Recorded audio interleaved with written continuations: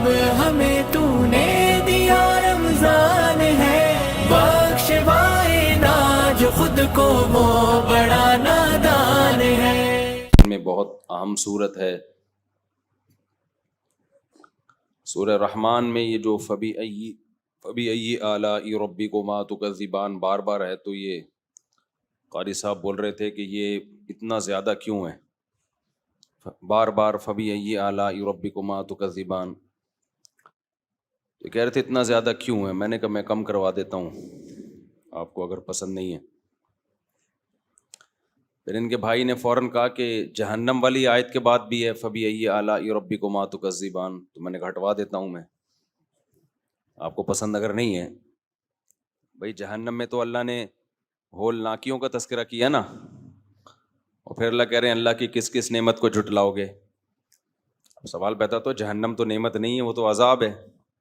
تو ان کو یہ اشکال ہو رہا ہے کہ جہنم والی آیت کے بعد بھی ہے فبأي آلاء ربكما تکذبان، اے جنات اور انسانوں تم اللہ کی کون کون سی نعمتوں کو جھٹلاؤ گے، تو کہہ رہے ہیں یہ جہنم کے بعد کیوں ہے۔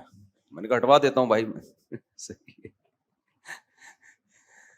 تو بھائی جہنم کے بعد اس لیے ہے کہ جہنم کی پہلے سے اطلاع دے دینا یہ بھی اللہ کی نعمت ہے، اللہ نے پہلے سے ہوشیار کر دیا ہے، تبھی عقل مند لوگ جب جہنم سے بچیں گے تو اللہ کا شکر ادا کریں گے، وہ کہیں گے یہ اللہ کا فضل ہے کہ اس نے ہمیں پہلے سے اس کے بارے میں بتا دیا تھا، اور پھر ہم نے اس کا شکر ادا کیا اور پھر اس جہنم سے بچنے کی کوشش کی۔ اللہ نہ بتاتا عذاب دینے کا اللہ کو پھر بھی حق تھا۔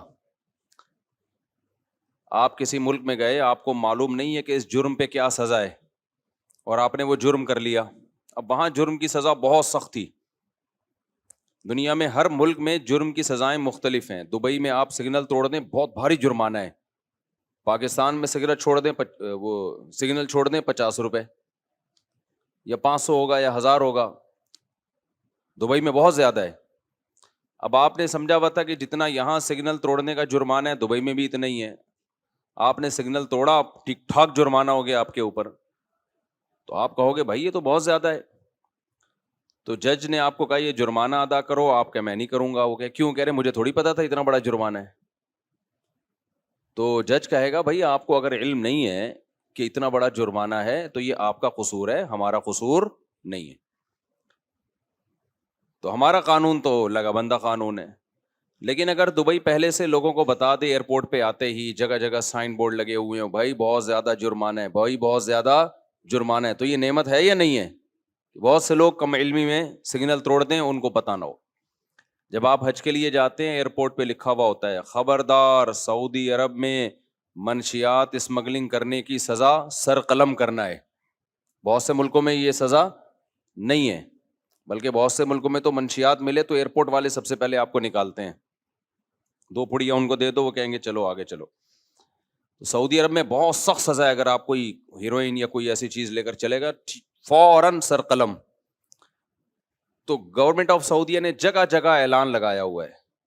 تو یہ نعمت ہے نا کہ بھائی ہم نے آپ کو پہلے سے بہت دفعہ خبردار کر دیا، حالانکہ ہمارے ذمہ خبردار کرنا ضروری نہیں تھا، ایک دفعہ بتا دینا بھی کافی تھا۔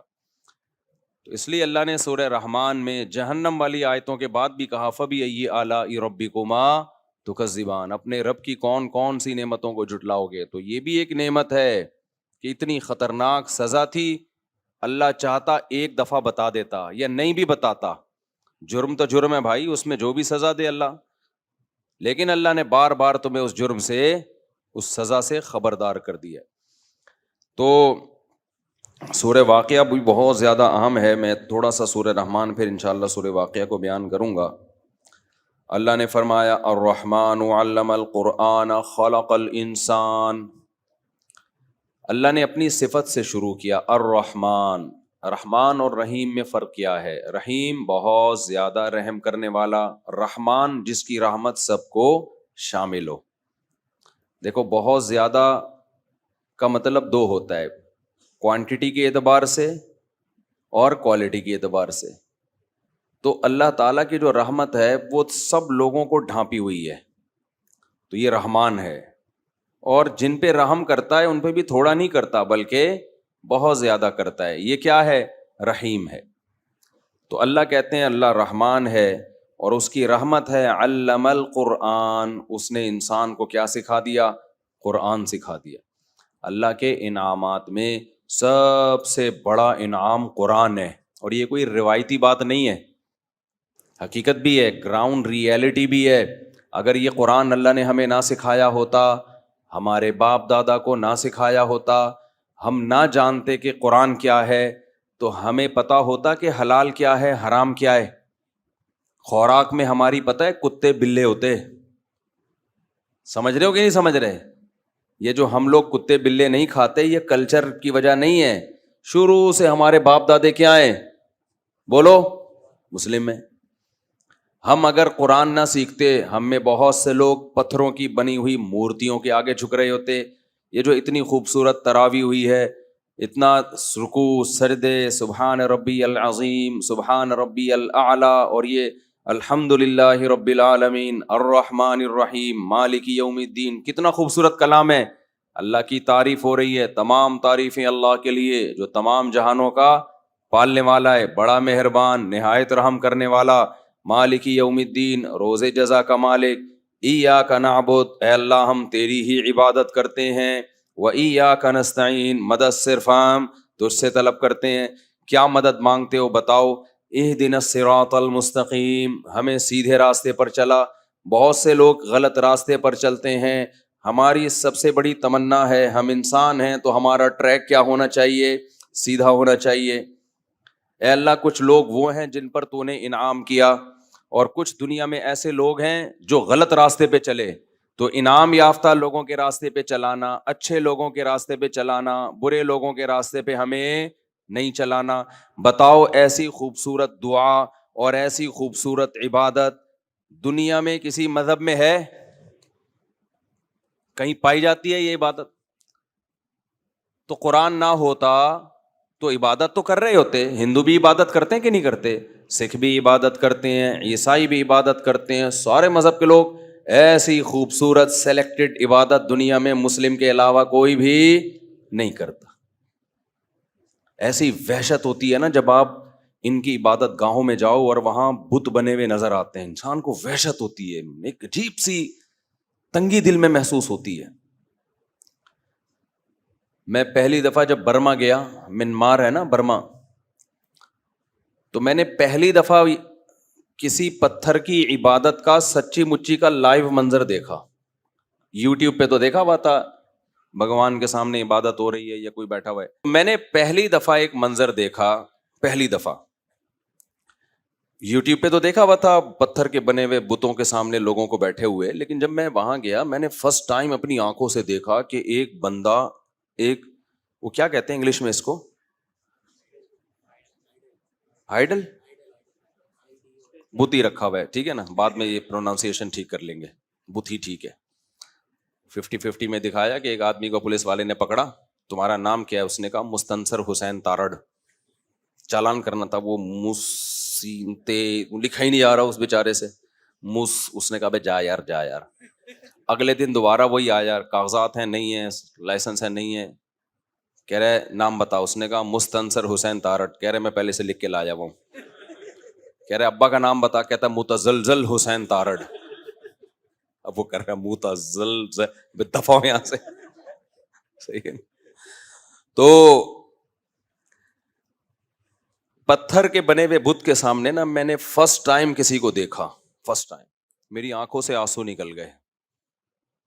اتنا برا یہ عمل لگ رہا تھا کہ یار ایک انسان اشرف المخلوقات، جو کتنا ذہین، کتنی خوبصورت مخلوق ہے انسان، یہ تیرا کیا لگتا ہے یار پتھر، یہ بت کیا لگتا ہے، اس کی شکل بھی تجھ سے اچھی نہیں ہے، اس کے چہرے پہ ایک عجیب نحوست ہے، تو انسان ہے اور تو اس کے سامنے ایسے کر کے بیٹھا ہوا، اپنے بچے کو بھی بٹھایا ہوا اور خود بھی بیٹھا ہوا۔ مجھے اس وقت دعا میں نے کی الحمدللہ علی نعمت الاسلام، اے اللہ ہمارا کمال نہیں ہے، میرا کمال نہیں ہے، اس لیے میں بار بار کہتا ہوں اپنے ماں باپ کی قدر کرو۔ سب سے بڑا ماں باپ کا احسان یہ کہ ان کے اسلام کی وجہ سے ہمیں کیا مل گیا؟ اسلام مل گیا۔ یہ مسئلہ غریبی میں حل ہو گیا ہمارا، ماں باپ کافر ہوتے پتہ نہیں ہمارا کیا ہوتا۔ تو یہ تو بہت بڑی نعمت ہے، ماں باپ کی وجہ سے ہمیں کیا ملا؟ اسلام ملا ہمیں. تو اللہ نے احسان جتلایا کہ وہ رحمان ہے, اس نے تمہیں کیا سکھایا؟ قرآن. تو بھائی اگر قرآن نہ ہوتا, کچھ پتھروں کے سامنے جھکے ہوئے ہوتے, کچھ خدا کے منکر ہوتے, مانتے ہی نہیں کوئی خدا ہے. کتنی عجیب زندگی ہے یار, گدے گھوڑوں والی زندگی ہو جاتی ہے انسان کی, کوئی ہے ہی نہیں, خود بخود ہی سب سیٹ اپ ہو رہا ہے. اچھا کیا ہے, برا کیا ہے, اس میں تو میں کئی دفعہ بیان کر چکا ہوں, زیادہ ڈیٹیل میں نہیں جاؤں گا. تو آپ جب اس کی ڈیپتھ میں جائیں گے نا, گہرائی میں جائیں گے, تو یہ ہلکا احسان نہیں ہے بھائی. دنیا میں جہاں خیر نظر آ رہی ہے, اس کے پیچھے اللہ کی کتاب کا کہیں نہ کہیں دخل ہے. کتاب ہے جو گائیڈ کرتی ہے ہمیں. تو تمام معاملات میں ہمیں اللہ نے قرآن دیا, جس کی وجہ سے ہماری زندگیوں میں جو ٹوٹی پھوٹی بہتری ہے وہ ہے کس کی وجہ سے؟ ہماری سوسائٹی میں قرآن کی وجہ سے. آگے اللہ فرماتے ہیں علم خلق الانسان علمہ البیان. انسان پر اللہ نے جو بہت بڑے احسان کیے, اس میں ایک یہ کہ اس کو بیان سکھایا.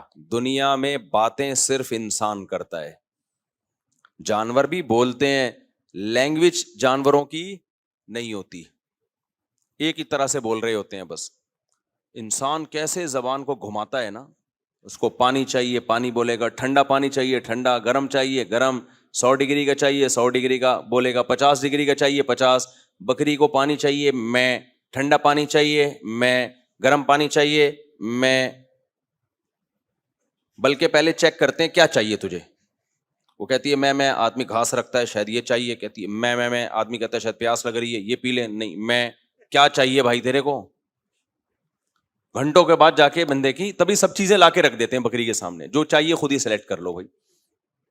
تو بعض دفعہ اس کو یہ چاہیے ہوتا ہے کہ یہ نہیں چاہیے, یہاں سے دفعہ ہو جائے یہ بھی ہوتا ہے بعض دفعہ.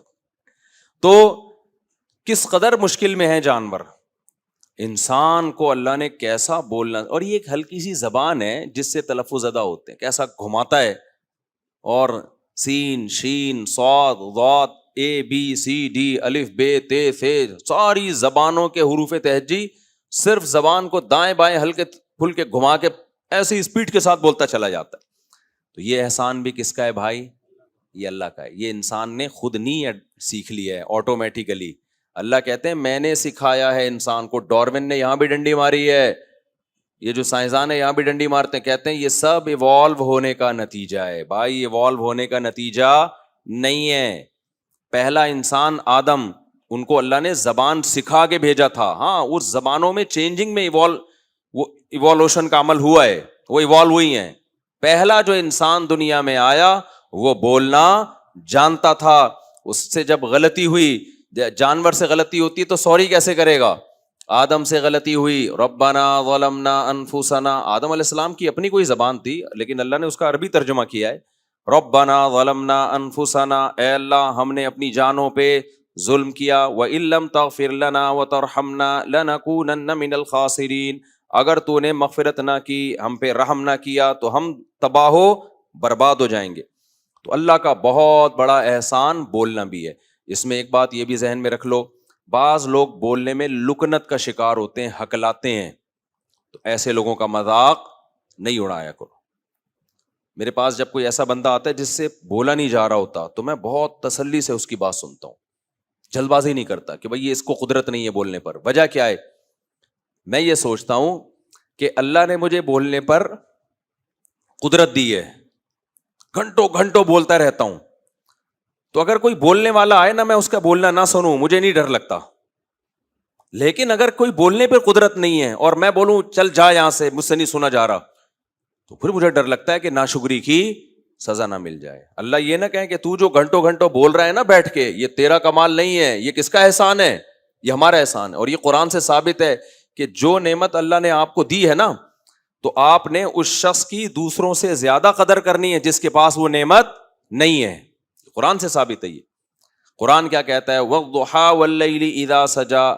آگے اللہ فرماتے ہیں الم یجدک یتیما فآویٰ, اے نبی آپ یتیم تھے لیکن آپ کو ہم نے ٹھکانہ دے دیا. کیا مطلب؟ ہر یتیم کو ٹھکانہ نہیں ملتا, اس لیے فَأَمَّا الْيَتِيمَ فَلَا تَقْهَرْ. اب کوئی یتیم آپ کے پاس آئے تو آپ نے جھڑکنا نہیں ہے اس کو. سمجھتے ہیں کہ نہیں سمجھتے؟ کیونکہ کوئی یتیم جس کے پاس اکثر کے پاس ٹھکانہ نہیں ہوتا, تو آپ بھی یتیم تھے لیکن اللہ نے آپ کو ٹھکانہ دے دیا, تو اب آپ نے یتیموں کے ساتھ اچھا سلوک کرنا ہے, کیونکہ آپ کو جو اللہ نے نعمت دی ٹھکانے والی, وہ نعمت دنیا میں ہر یتیم کو نہیں ملتی. تو اب جس کے پاس وہ نعمت نہیں ہے, تو جس کے پاس نعمت ہے اس پر لازم ہے کہ جس کے پاس وہ نعمت نہیں ہے وہ اس کی قدر کرے. پھر اللہ نے کہا کہ وَوَجَدَكَ عَائِلًا فَأَغْنَىٰ, آپ مسکین غریب تھے, اللہ نے آپ کو غنی کر دیا. اللہ نے آپ کو کیا کر دیا؟ غنی. وہ حضرت خدیجہ سے جب آپ کا نکاح ہوا نا, تو تجارت کا پیسہ حضرت خدیجہ کی طرف سے ملا مزاربت پہ, اس کی طرف اشارہ ہے. تو اس لیے اب اللہ نے کہا وَأَمَّا السَّائِلَ فَلَا تَنْهَرْ, کہ اب کوئی بھکاری آئے تو آپ نے اس کو جھڑکنا نہیں ہے. قہر کہتے ہیں غالب ہونے کو, تنہر کا معنی جھڑکنا. تو اب آپ نے جھڑکنا نہیں ہے اس کو. کیا مطلب؟ بھائی آپ بھی مسکین تھے, اللہ نے آپ کی مسکنت کو دور کیا. ہر ایک کی مسکینی کو اللہ دور نہیں کرتا. آج ہمارے یہاں کیا ہوتا ہے, تکبر ہوتا ہے نا انسان میں. کوئی نعمت مل گئی تو اب جس کے پاس نہیں ہے اس کو نیچا دکھانا شروع, اس کے لیے اب ٹائم ہی نہیں ہے. بھائی تو بھی ویسا ہی تھا, تو اللہ نے احسان کر کے تجھے یہ نعمت دے دی, ہر ایک کو نہیں دی.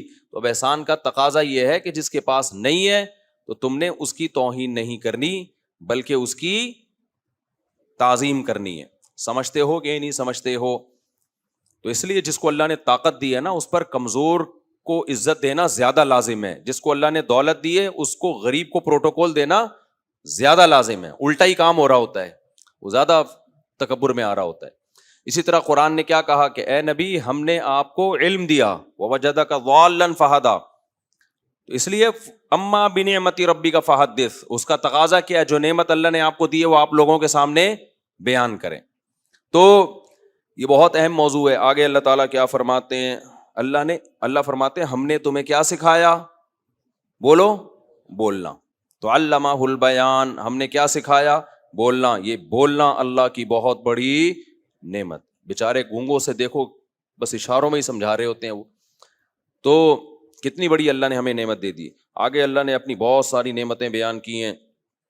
سورہ رحمان میں اللہ نے جہنم کو بھی بیان کیا اور جنت کو بھی بیان کیا. یعرف المجرمون بسیماہم فیؤخذ بالنواصی والاقدام یطوفون بینہا وبین حمیم آن. اللہ کہتے ہیں ان سے کہا جائے گا کہ یہ وہ جہنم ہے جس کا تم انکار کیا کرتے تھے, اور کھولتے ہوئے پانی اور آگ کے درمیان گھومیں گے. قرآن سے بھی حدیث سے بھی یہ بات ثابت ہے کہ جہنمیوں کو جب پیاس لگے گی تو کھولتا ہوا پانی پلایا جائے گا ان کو, جس سے ان کا نیچے کا ہونٹ جل کے لٹک جائے گا. اور قرآن کیا کہتا ہے؟ کلما نضجت جلودہم بدلناہم جلودا غیرہا. اس کی آواز تھوڑی تیز ہو سکتی ہے کائنڈلی پلیز. کوئی بندہ اندر گھسا ہوا ہے, ساتھ بیٹھا ہوا ہے اندر, کرنٹ نہ لگ جائے, بالکل ہی مشین پہ بیٹھا ہوا ہے. اچھا بھائی, تو شکر ہے تھوڑی تیز کر دی ہو, میں گلے پہ ویسے اتنا دباؤ آ رہا ہے. تو یعرف, اللہ کہتے ہیں کلما نضجت جلودہم, جہنمیوں کو جب جلایا جائے گا تو جب ان کی جلد جل کے ختم ہوگی نا, بدلناہم جلودا غیرہا, ہم دوسری جلد پیدا کر دیں گے.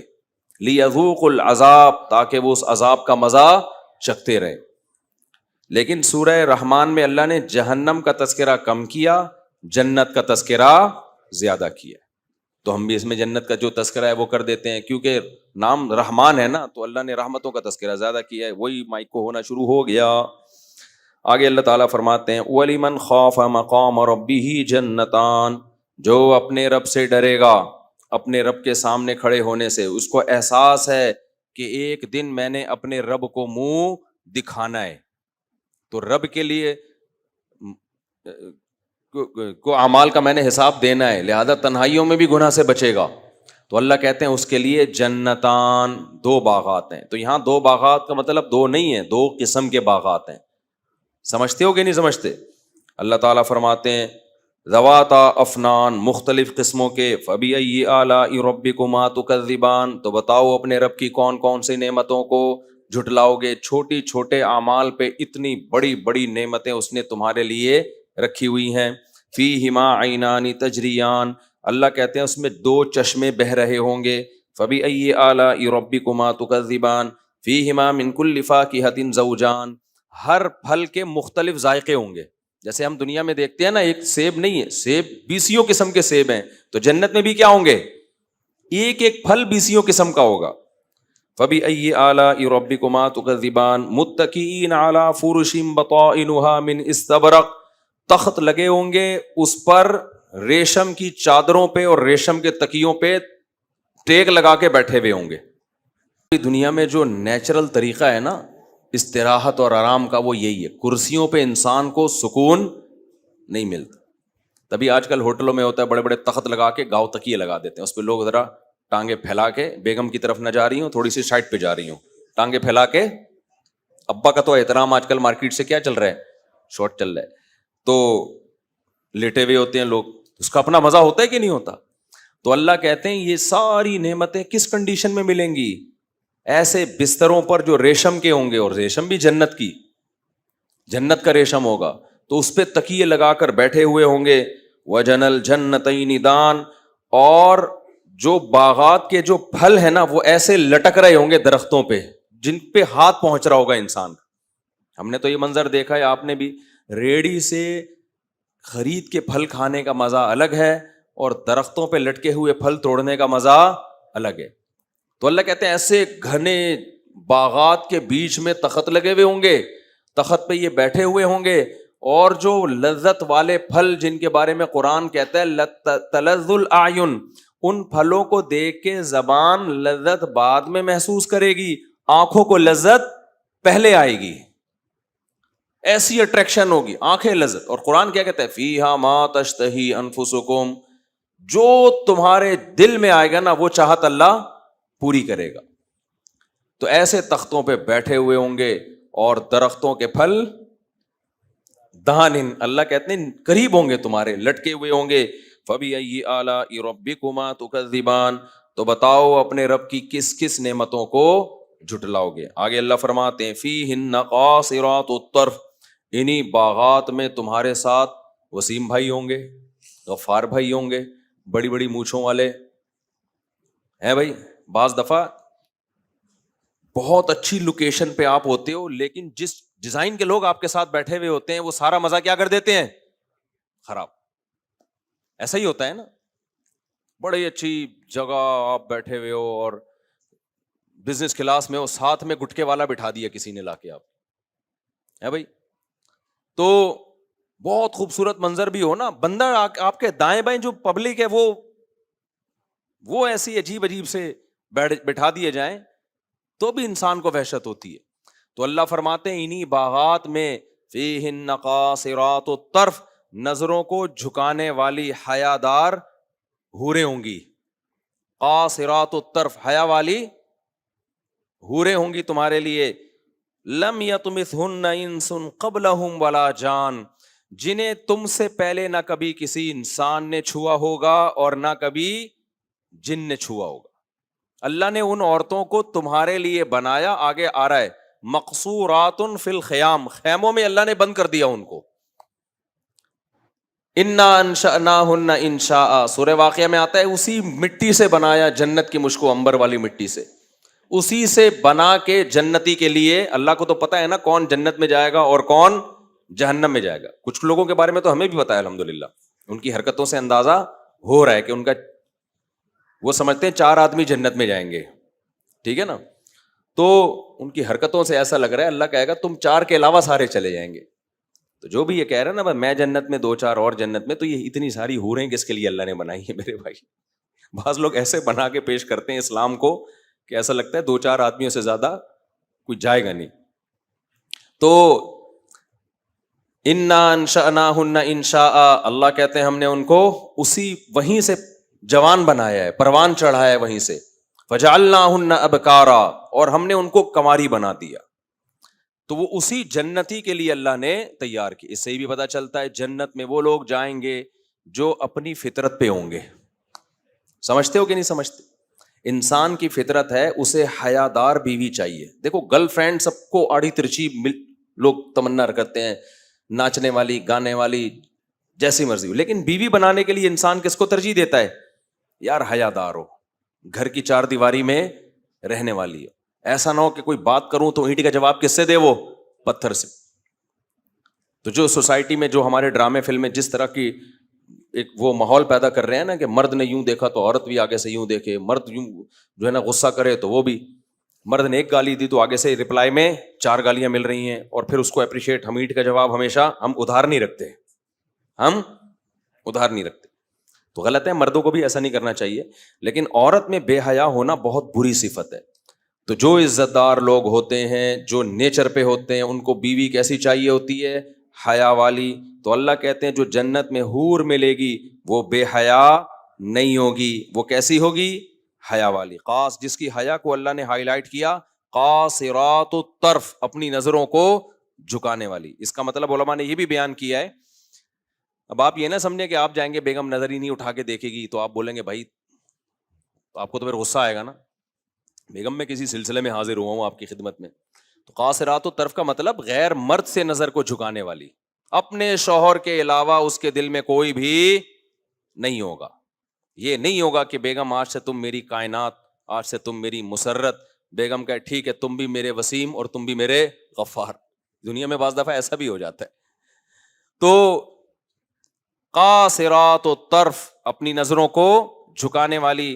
اور اللہ نے اسی جنتی کے لیے اس کو تیار کیا, اس لیے اللہ نے فرمایا لم یطمثہن انس قبلہم ولا جان.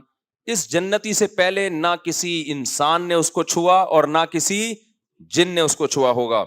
اللہ آگے فرماتے ہیں فَبِأَيِّ آلَاءِ رَبِّكُمَا تُكَذِّبَانِ, تو بتاؤ اپنے رب کی کون کون سی نعمت کو جھٹلاؤ گے. کتنی بڑی نعمت ہے یا نہیں ہے کہ اللہ نے نیک لوگوں کے لیے جو نماز قائم کرتے ہیں, زکوٰۃ دیتے ہیں, برائیوں سے بچتے ہیں, معاشرے میں فساد نہیں پھیلاتے,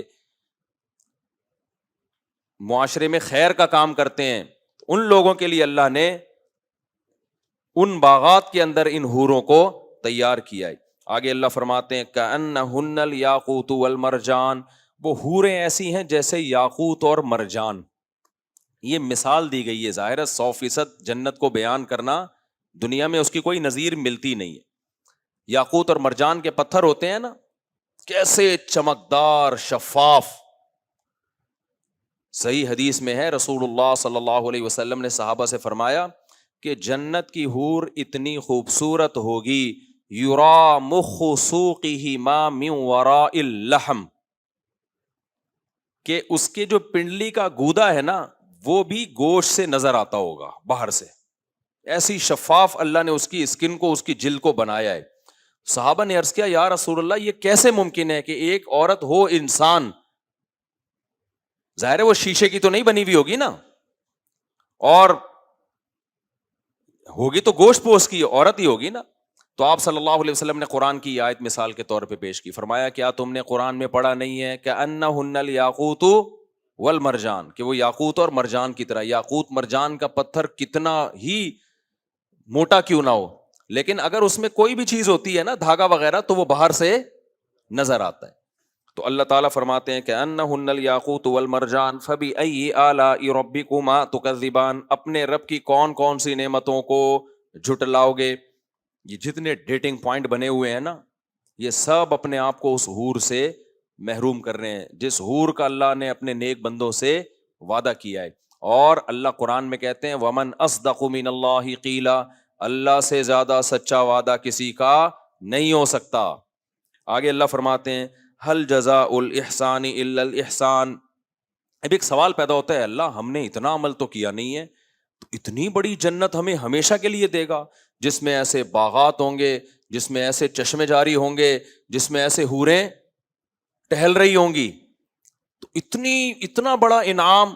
تو اللہ ہمیں اپریشیٹ کرنے کے لیے کیا کہتے ہیں هل جزاء الاحسان الا الاحسان. بتاؤ تم نے جب اچھا کام کیا تو اچھے کا بدلہ تو اچھا ہی ہوتا ہے, اچھے کا بدلہ برا نہیں ہوتا.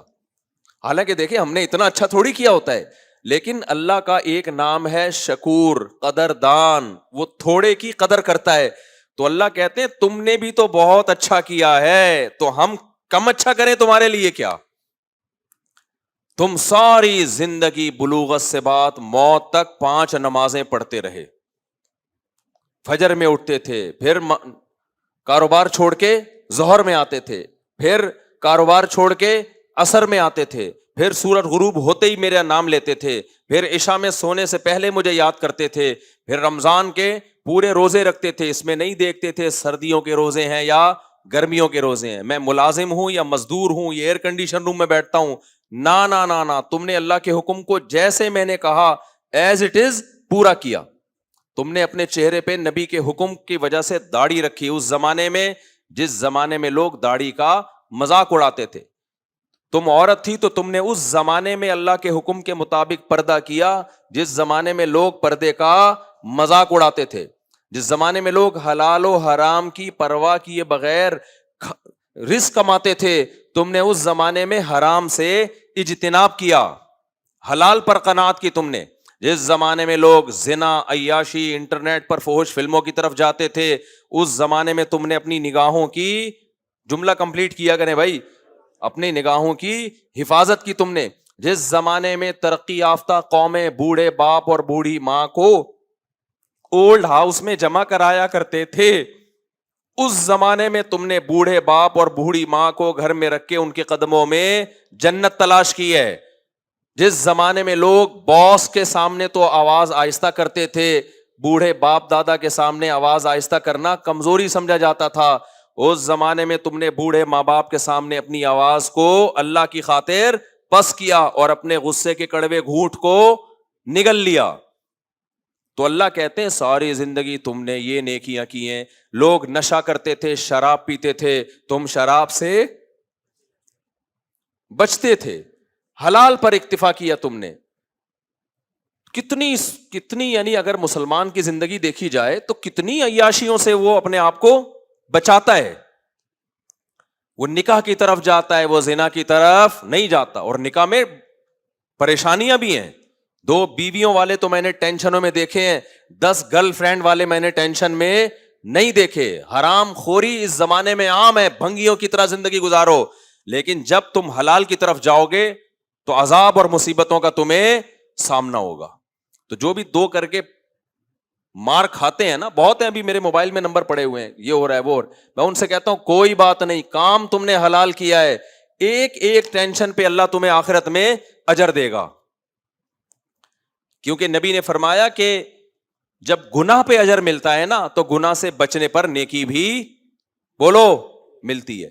تو اللہ کہتے ہیں ہل جزاء الاحسان الا الاحسان, یہ جنت کو تم سمجھ رہے ہو بھائی یہ تو بہت ہے, تو اللہ کہتے ہیں تم نے بھی تو کوئی کم نہیں کیا. احسان کا بدلہ کیا ہوتا ہے؟ احسان سے مراد یہ نہیں کہ ہم نے اللہ پہ احسان کیا, احسان کہتے ہیں عمل میں ایکسیلنسی, اچھا عمل کرنا. تو اللہ کہتے ہیں تم نے بھی تو اچھا عمل کیا ہے. تبھی میں کہتا ہوں جہاں اپنے گناہ پہ انسان کو ندامت ہونی چاہیے نا, وہاں اپنے اچھے کاموں پہ انسان کو خوشی بھی ہونی چاہیے. کیونکہ اللہ ہمیں خوشی دلا رہا ہوتا ہے اچھے کاموں پہ, جیسے دلا رہا ہے نا کہ تم بھی کیا کر رہے ہو, بہت سے کام اچھے کر رہے ہو. تو اللہ فرماتے ہیں ہل جزاء الاحسان الا الاحسان. پھر آگے اللہ مزید جنتوں کا تذکرہ کرتے ہیں, فرمایا اس کے علاوہ بھی جنتیں ہیں مدھامتان, جو بہت گہرے باغات والی.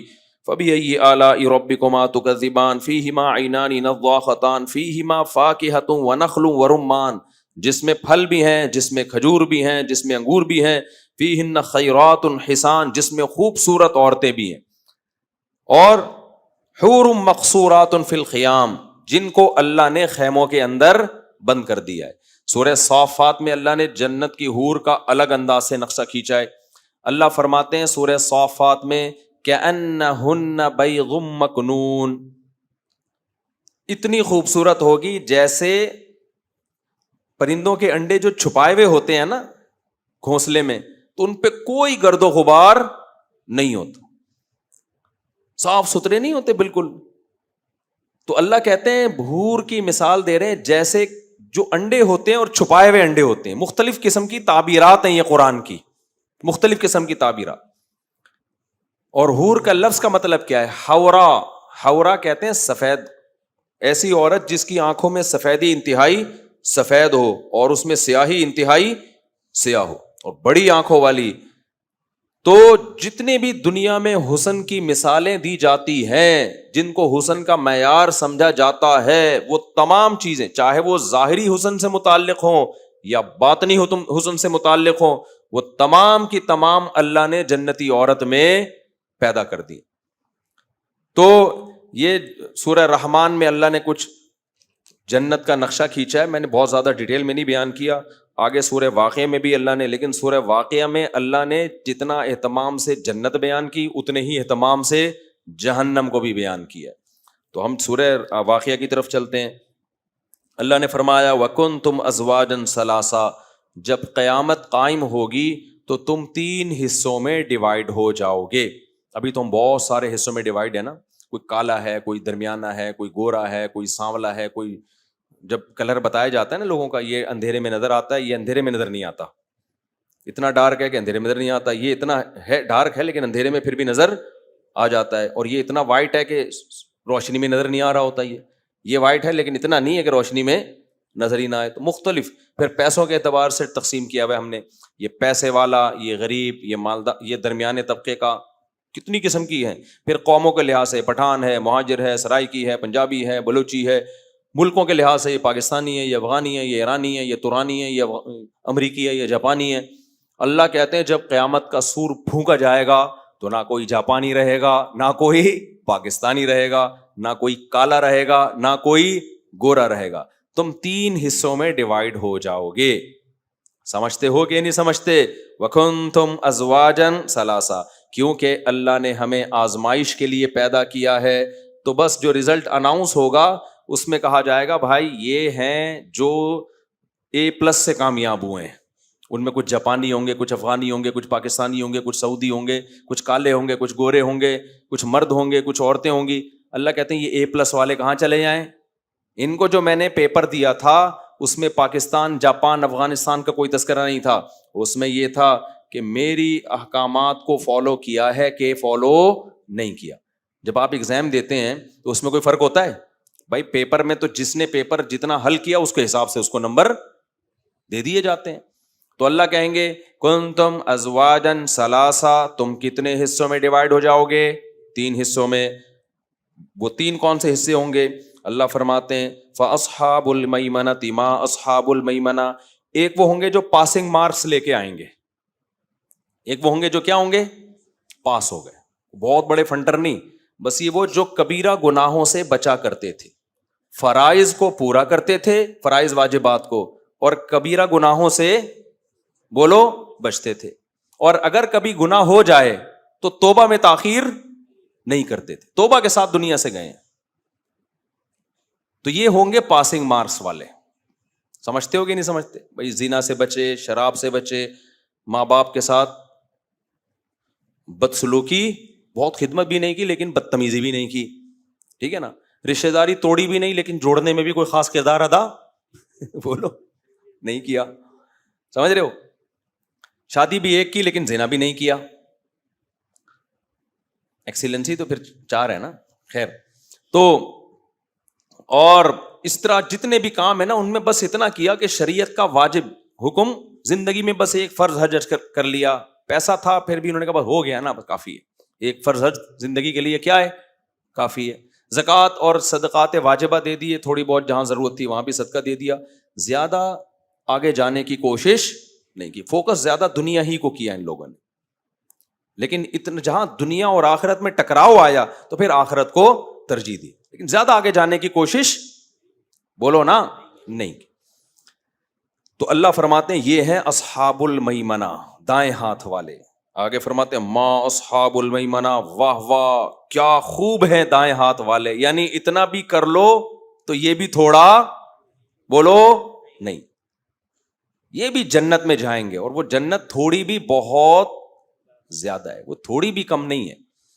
تو آگے اللہ فرماتے ہیں وَأَصْحَابُ الْمَشْأَمَةِ، کچھ لوگ ہوں گے جن کو اعمال نامہ لیفٹ ہینڈ میں دیا جائے گا. یہ وہ لوگ ہیں جن کی برائیاں ان کی نیکیوں پہ زیادہ وزنی ہو گئیں.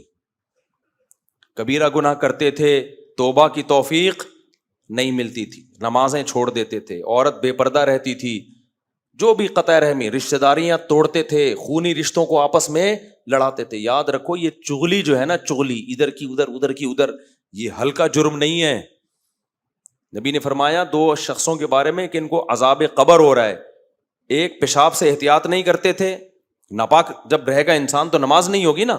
دوسرے کیا، یمشی بن نمیمہ، ادھر کی ادھر ادھر کی ادھر. بعض لوگوں کی عادت ہوتی ہے ہر وقت نیگیٹیوٹی سوسائٹی میں پھیلاتے ہیں اور اچھے اچھے رشتوں کو آپس میں لڑا دیتے ہیں. میاں بیوی میں طلاقیں کروا دیتے ہیں.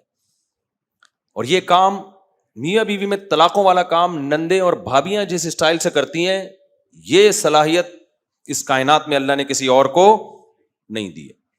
اسی وجہ سے میں کہتا ہوں نندوں کو جب اپنے گھر میں آیا کرو نا، اپنے بھائی کے گھر میں نیچ گھس گھس کے دیکھا کرو کون ٹائم پہ کام کر رہا ہے کون نہیں کر رہا، بھابھی کتنے بجے سو کے اٹھتی ہے، کتنے جلدی سو کے. تمہارا کام نہیں ہے، تم آؤ سلام دعا کرو، اپنے گھر میں جاؤ. وہاں جب بھی کوئی نند آئے گی نا، جو نندے بیان سن رہی ہیں ان کے علاوہ کی بات کر رہا ہوں، وہ بھائی اور بھابھی کو لڑا کے جائے گی لازمی.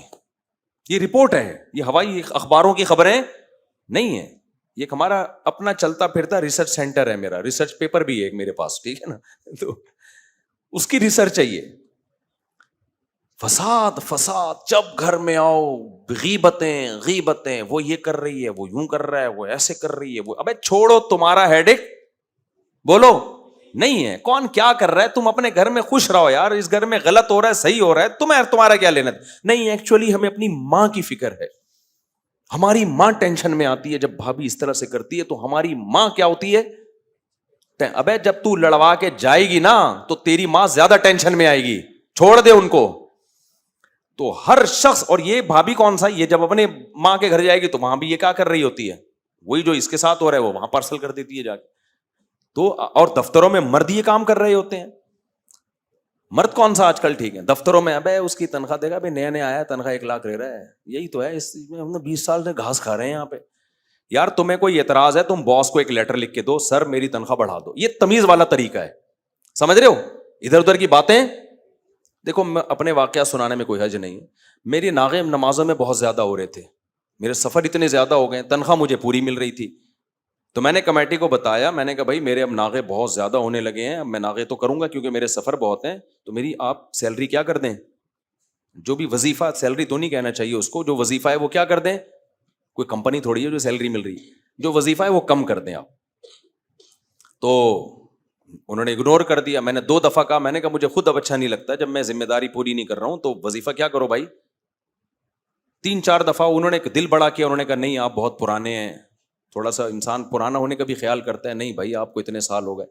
لیکن کیا لوگ باتیں کر رہے ہیں، اس کے کان میں ابے نماز ایک دیکھا، اس دن ظہر میں شارٹ تھے، اس دن عصر میں غائب ہیں، جاپان میں بیٹھے ہوئے ہیں، کبھی آسٹریلیا جا رہے ہیں، تنخواہ پوری لے رہے ہیں، تنخواہ کیا کر رہے ہیں. اتنا فساد، ادھر کی ادھر ادھر کی ادھر. اگر آپ کو کوئی اعتراض ہے بھائی آپ ایک لیٹر لکھ کے دے دو یا ایک دفعہ صدر سے بات کر لو، وہ آپ کو بتا دے گا بھائی امام صاحب تو خود 20 دفعہ یہ بات کہہ چکے ہیں، لیکن ہم خود ایک پروٹوکول دے رہے ہیں. اب کیا ہوا، 1 مہینہ پہلے پھر یہی باتیں، میں نے ان سے بولا بھائی جان کم کر دو، یہ ادھر ادھر جو کانا پھوسی چل رہی ہے نا، یہ میرے لیے تنخواہ سے کم تنخواہ مجھے قابل برداشت ہے. یہ جو کانا پھوسی ہو رہی ہے نا، اس کے کان میں جا کے یوں کہنا، اس کے کان میں جا کے یوں کہنا، یہ نماز پڑھا نہیں رہے، تنخواہ پوری لے رہے ہیں. میں نے کہا کم کر دو. انہوں نے الحمدللہ تقریباً ختم ہی کر دی ہے. تو مجھے خوشی ہے. اب اگر کوئی آ کے کان بھرتا ہے نہیں دیکھو تو بولو بھائی نہیں لے رہے تنخواہ، جاؤ. تو یہ فساد کی بات ہے. اگر میں یہ نہیں کہہ رہا سب کو اپنے حال پہ چھوڑ دیں، بہت کچھ غلط بھی ہو رہا ہوتا ہے، لیکن غلط کو ٹھیک کرنے کا ایک طریقہ ہوتا ہے. ادھر جا کے اس کے کان میں، ایک صاحب تو مسلسل بیٹھے ہوئے اس کام کے لیے، ادھر بیٹھے رہیں گے. فارغ لوگوں کا یہ کام ہوتا ہے. بھائی امام صاحب نے جو گارڈ وارڈ رکھے ہوئے، تیرا باپ، ان سے پوچھو ان کا باپ تنخواہ دیتا ہے، اس کی کہاں سے آ رہا ہے یہ سارا، یہ تنخواہ کہاں سے آ رہی ہے ان کے پاس. پرسوں کسی نے روکا، وہ بولنے لگے گارڈ کو، کیا نبی صلی اللہ علیہ وسلم کے کوئی گارڈ تھے جن کے پاس رائفلیں لے کے گھومتے تھے؟ اب وہ گارڈ کو جا کے سمجھا رہے ہیں، اس کو تو موٹیویٹ کرو، بیٹا شاباش، ویل ڈن. جو شکایتیں ہم سے آ کے کرو نا، تنخواہ تو وہ پوری لے گا، اس کے بعد جب اس کو احساس ہوگا یار ہم فالتو ہیں، ٹھیک ہے نا، ہم تمہارا تو کوئی کام ہی نہیں، تو فساد ہوگا کہ نہیں ہوگا. تو یہ بہت خطرناک چیزیں ہوتی ہیں لڑوانے والی، جو اعتراض ہے بھائی اس سے جا کے کرو, نہیں کر سکتے تو چپ کر کے آرام سے بیٹھے رہو. یہ مرغیاں کیوں پالی ہوئی ہیں, یہ انڈے, یہ مرغی کھانا ہے, ہر وقت اوٹ پٹانگ نیگیٹو باتیں, گاڑی کہاں سے آ گئی. یہ تو میں نے اتنا فیئر میں ان میں رہا ہوں کہ میں نے لوگوں کو خود کہا ہوا ہے بھائی جو پوچھنا ہے مجھ سے پوچھو, میں انشاءاللہ ہر سوال کا جواب دینے کے لیے تیار ہوں, تاکہ مجھ پہ کوئی انگلی نہ اٹھے کہ کوئی چندے کے پیسے تو نہیں دائیں بائیں کر دیے. اس کے بعد یہ حال ہے, اس کے بعد مجھ سے نہیں پوچھ رہے ہوتے, کبھی ادھر جا کے پوچھ رہے ہیں. وہی ہے کہ یہاں سے ایک تار لگا کے نا نکال کے, جو مائک تو ابھی تمہارے خراب چل رہا ہے, تو یہ ہر جگہ ہوتا ہے بھائی. اپنے کام سے کام رکھو. اگر سوسائٹی میں کچھ غلط ہو رہا ہے تو جو بھی اس امور کے ماہرین ہیں, جو اس کے ذمہ دار ہیں, ان تک ایک دفعہ اپنی بات آرام سے پہنچا دو. ہو سکتا ہے آپ کو غلط فہمی ہو رہی ہو, وہ غلط فہمی آپ کی دور ہو جائے. ادھر ادھر باتیں نہ کرو, بہت لڑواتے ہیں, بدگمانیاں. اور ہمارے جامعہ میں ایک استاذ تھے, وہ ناغے بہت کرتے تھے. اب ان کے بارے میں یہ دیکھو, یہ اپنا کام بندہ کرے نہیں, دوسروں کی غیبتیں کرتا رہے. تو ایک ٹیچر نے بلایا, انہوں نے بولا ہمیں پتہ ہے یہ ناغے کرتے ہیں, ان کا کام یہ ہے نہیں, ان کو ایک ایسی آسان سی ہم نے کتاب دی ہے جو ناغوں کے ساتھ ہی پڑھائی جائے گی, ٹھیک ہے نا, لیکن ان کو ہم نکال نہیں رہے کیونکہ ان سے ہم دوسرے کام بہت زیادہ لے رہے ہیں. تو بات کلیئر ہو گئی. تو یہ جو نمیمہ ہے نا, چغل خوری, اس کے کان میں جا کے کچھ, یہ دفتروں میں بہت ہوتی ہے. تو جو بات ہے آپ اپنے باس کو لکھ کے دے دو, بتا دو, پوری ہو جائے ٹھیک ہے, نہیں ہے تو ریزائن دے دو بھائی, ہم نہیں رہتے یہاں پہ. یہ نہ کرو فساد. منافقین جب غزوہ تبوک میں نہیں گئے نا, کیونکہ بہت شدید گرمی تھی, بڑی لمبی لڑائی تھی, تو صحابہ بہت پریشان ہوئے, دیکھو عین وقت پہ انکار کر دیا. تو اللہ نے نبی کو تسلی دی, لو خرجوا فیکم ما زادوکم الا خبالا. اللہ نے کہا اچھا ہوا نہیں گئے, یہ نکلتے پھوٹ ڈالتے لڑائی, جا کے باتیں کرتے, اتنی گرمی ہے اور کھجور کے باغات پکے ہوئے ہیں, ہم نے ساری زندگی قربانیاں دی ہیں اور اب ہمیں اتنی لمبی جنگ میں لے جایا جا رہا ہے. بھائی یہ کیا ہے یار, ہم کیا اسی کام کے رہ گئے ہیں کیا؟ قرآن میں تو 4 شادیوں کا تذکرہ ہے اور ہمیں کام کیا لیے جا رہے ہیں ہم سے, ہر وقت جہاد جہاد جہاد جہاد. بھائی کسی اور کو, وہ اس کو تو وہیں چھوڑ کے دے گا, وہ نہیں, وہ اس کو تو وہیں چھوڑ کے آ گئے, پتہ نہیں وہ اس کو کیوں چھوڑ دیا وہاں پہ, ہمیں بول لے گا. تو اللہ کہتے ہیں یہ انہوں نے تمہارے بیچ میں رہ کے اتنی نیگیٹیوٹی پھیلانی تھی کہ ان کے جانے سے تمہیں وہ فائدہ نہیں ہونا تھا جو جانے سے تمہیں نقصان ہونا تھا. تو ہر سوسائٹی میں ایسے لوگ بولو ہوتے ہیں, گھر میں بھی ہوتے ہیں. سے کہنا پڑتا ہے بعض مائیں بھی لڑاتی ہیں اپنے بچوں کو, یہ بھی ایک گراؤنڈ ریئلٹی ہے.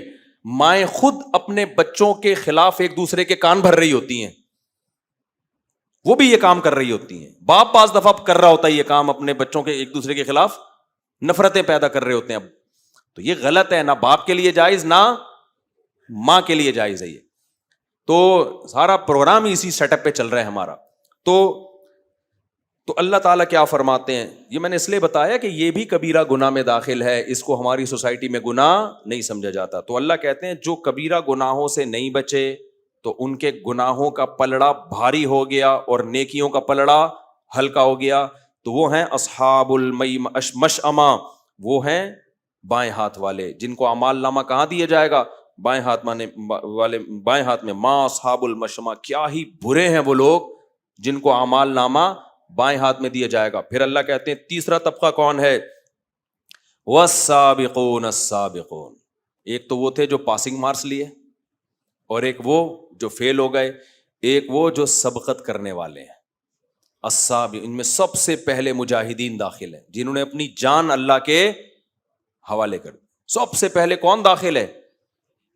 مجاہدین داخل ہے. اور پھر ان میں وہ علماء جنہوں نے اپنی زندگی دین کی تبلیغ کے لیے وقف کر دی.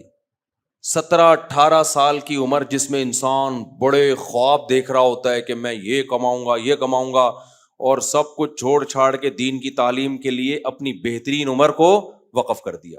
جن پہ آج لوگ بڑا اعتراض کرتے ہیں, یہ مولوی ایسے. ابے ان مولویوں نے اس وقت 8 سال مدرسوں میں لگا کے پڑھا ہے, جس وقت اگر یہ کچھ اور پڑھ لیتے تو یا تو CSS کر چکے ہوتے, یا چارٹرڈ اکاؤنٹنٹ بن چکے ہوتے, یا کسی کمپنی میں مینیجر یا پائلٹ بن چکے ہوتے, یا آرمی میں کوئی کمیشن آفیسر بن چکے ہوتے, یا کچھ نہیں کرتے تو کم از کم کچھ کاروبار کر چکے ہوتے.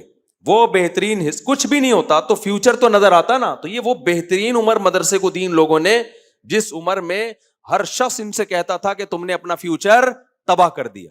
پھر اللہ اگر کسی کو اپنی قدرت سے کھلانا پلانا شروع کر دے تو پھر لوگ کہتے ہیں یہ مولوی دیکھو گاڑیوں میں گھومتے ہیں, یہ مولوی دیکھو 4 شادیوں سے کم بات کرتے ہی نہیں ہیں, یہ مولویوں کی عیاشی, فلاں کو دیکھو اتنا بڑا آفیسر تھا وہ دین کی خدمت کر رہا ہے, وہ تو سمجھ میں آتا ہے. بھائی جان اگر اتنی عیاشی مولویوں کی ہے تو آپ بھی اپنے ایک آدھ بچے کو کیا بنا دو, مولوی بنا دو. پھر میں بار بار بتاؤں کہ مولویوں میں 2 نمبر بھی ہوتے ہیں, میں مانتا ہوں, میں ان کی بات نہیں کر رہا, وہ جو ہوتے ہیں, تبھی میں نے تو بتایا جس مولوی کی 4 بیوی میں تو ایسے ہی کان کھڑے جاتے ہیں, میں نے اللہ خیر کرے پتہ نہیں کہاں سے پیسہ کما رہا ہے.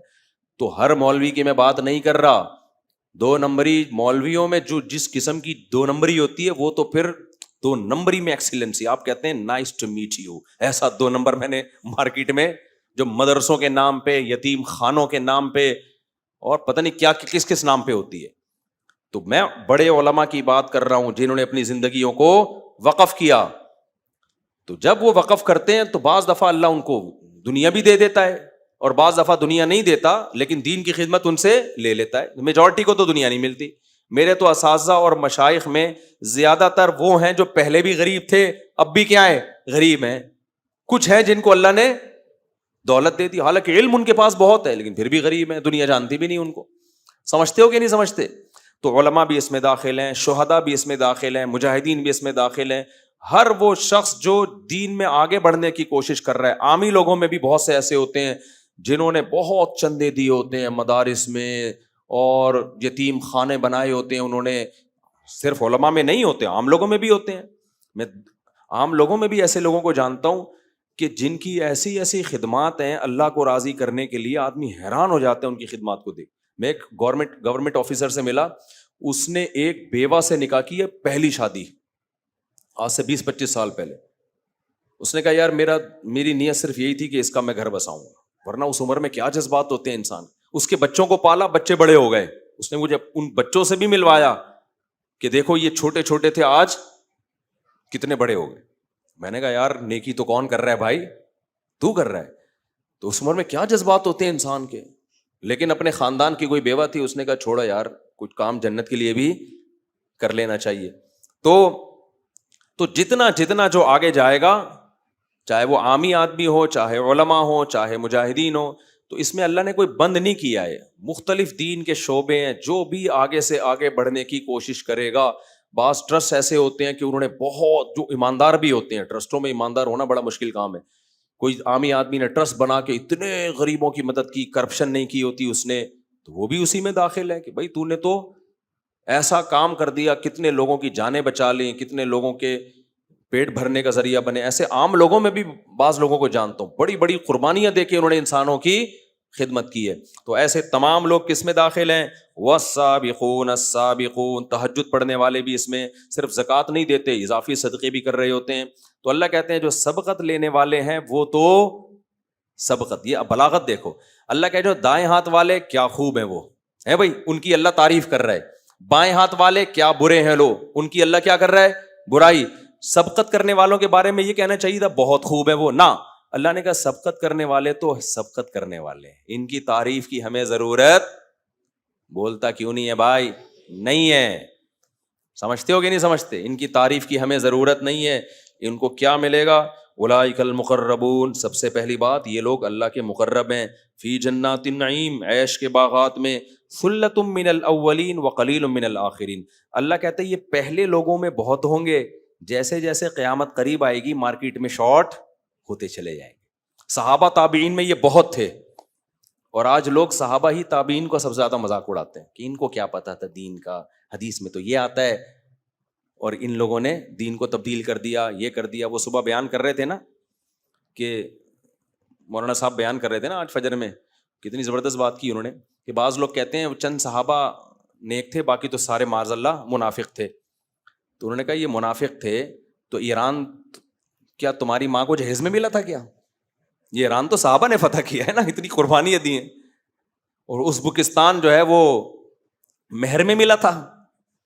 صحابہ جو پوری دنیا میں گئے ہیں, تو آپ کا کیا خیال ہے, ان کو مٹھائی کے ڈبوں سے ان کا استقبال کیا گیا ہے. اسلام کی دعوت کو لے کر گئے تو تلواریں چلی آگے, زخم, ایک ایک جنگ میں صحابہ تابعین میں بعض دفعہ 10,000 بھی شہید ہوئے ہیں.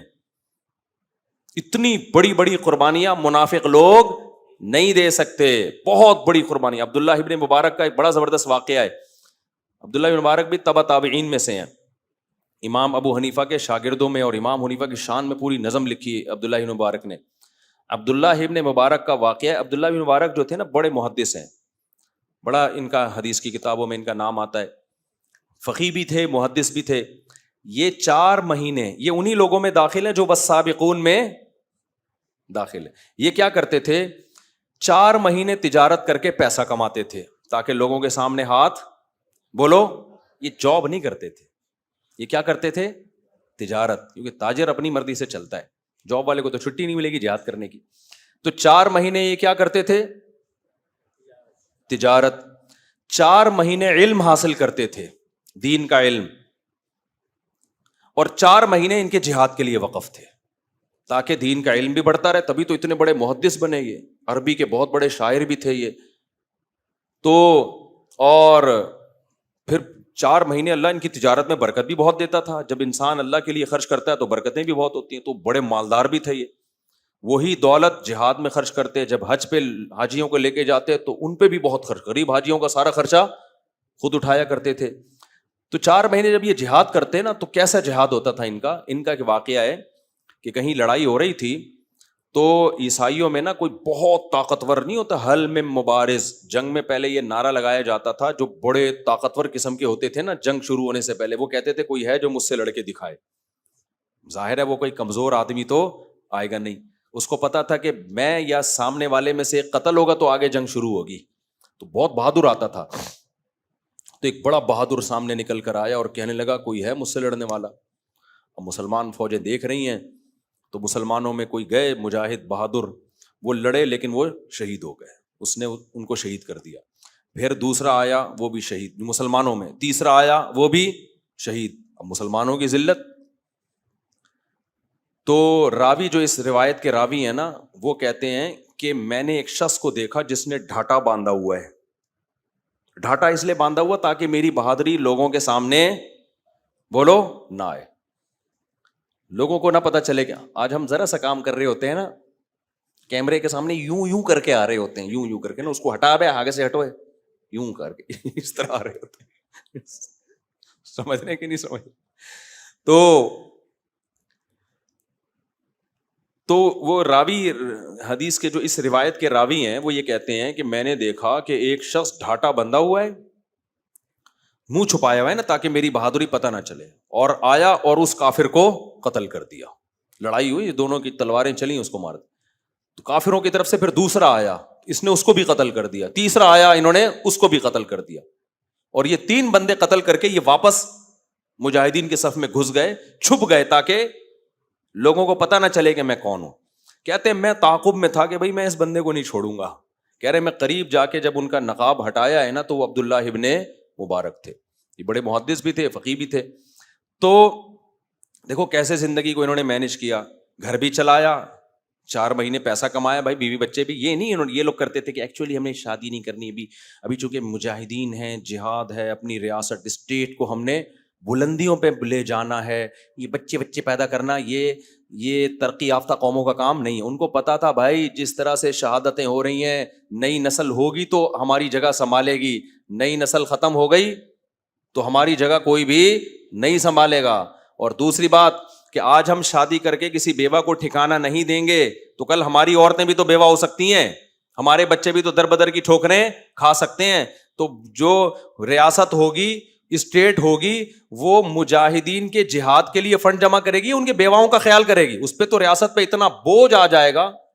پرانی جہادی تنظیموں کا مجھے یاد ہے کہ کوئی آئے میرے لیے کہنے لگے اتنی ہمارے پاس بیوہ عورتیں ہیں جن کا فنڈ چاہیے ہمیں، تو میں نے کہا ان کی مجاہدین سے شادی کراؤ نا، ان کی شادی کراؤ، تمہارا سارا خرچہ تو کس میں خرچ ہو رہا ہے؟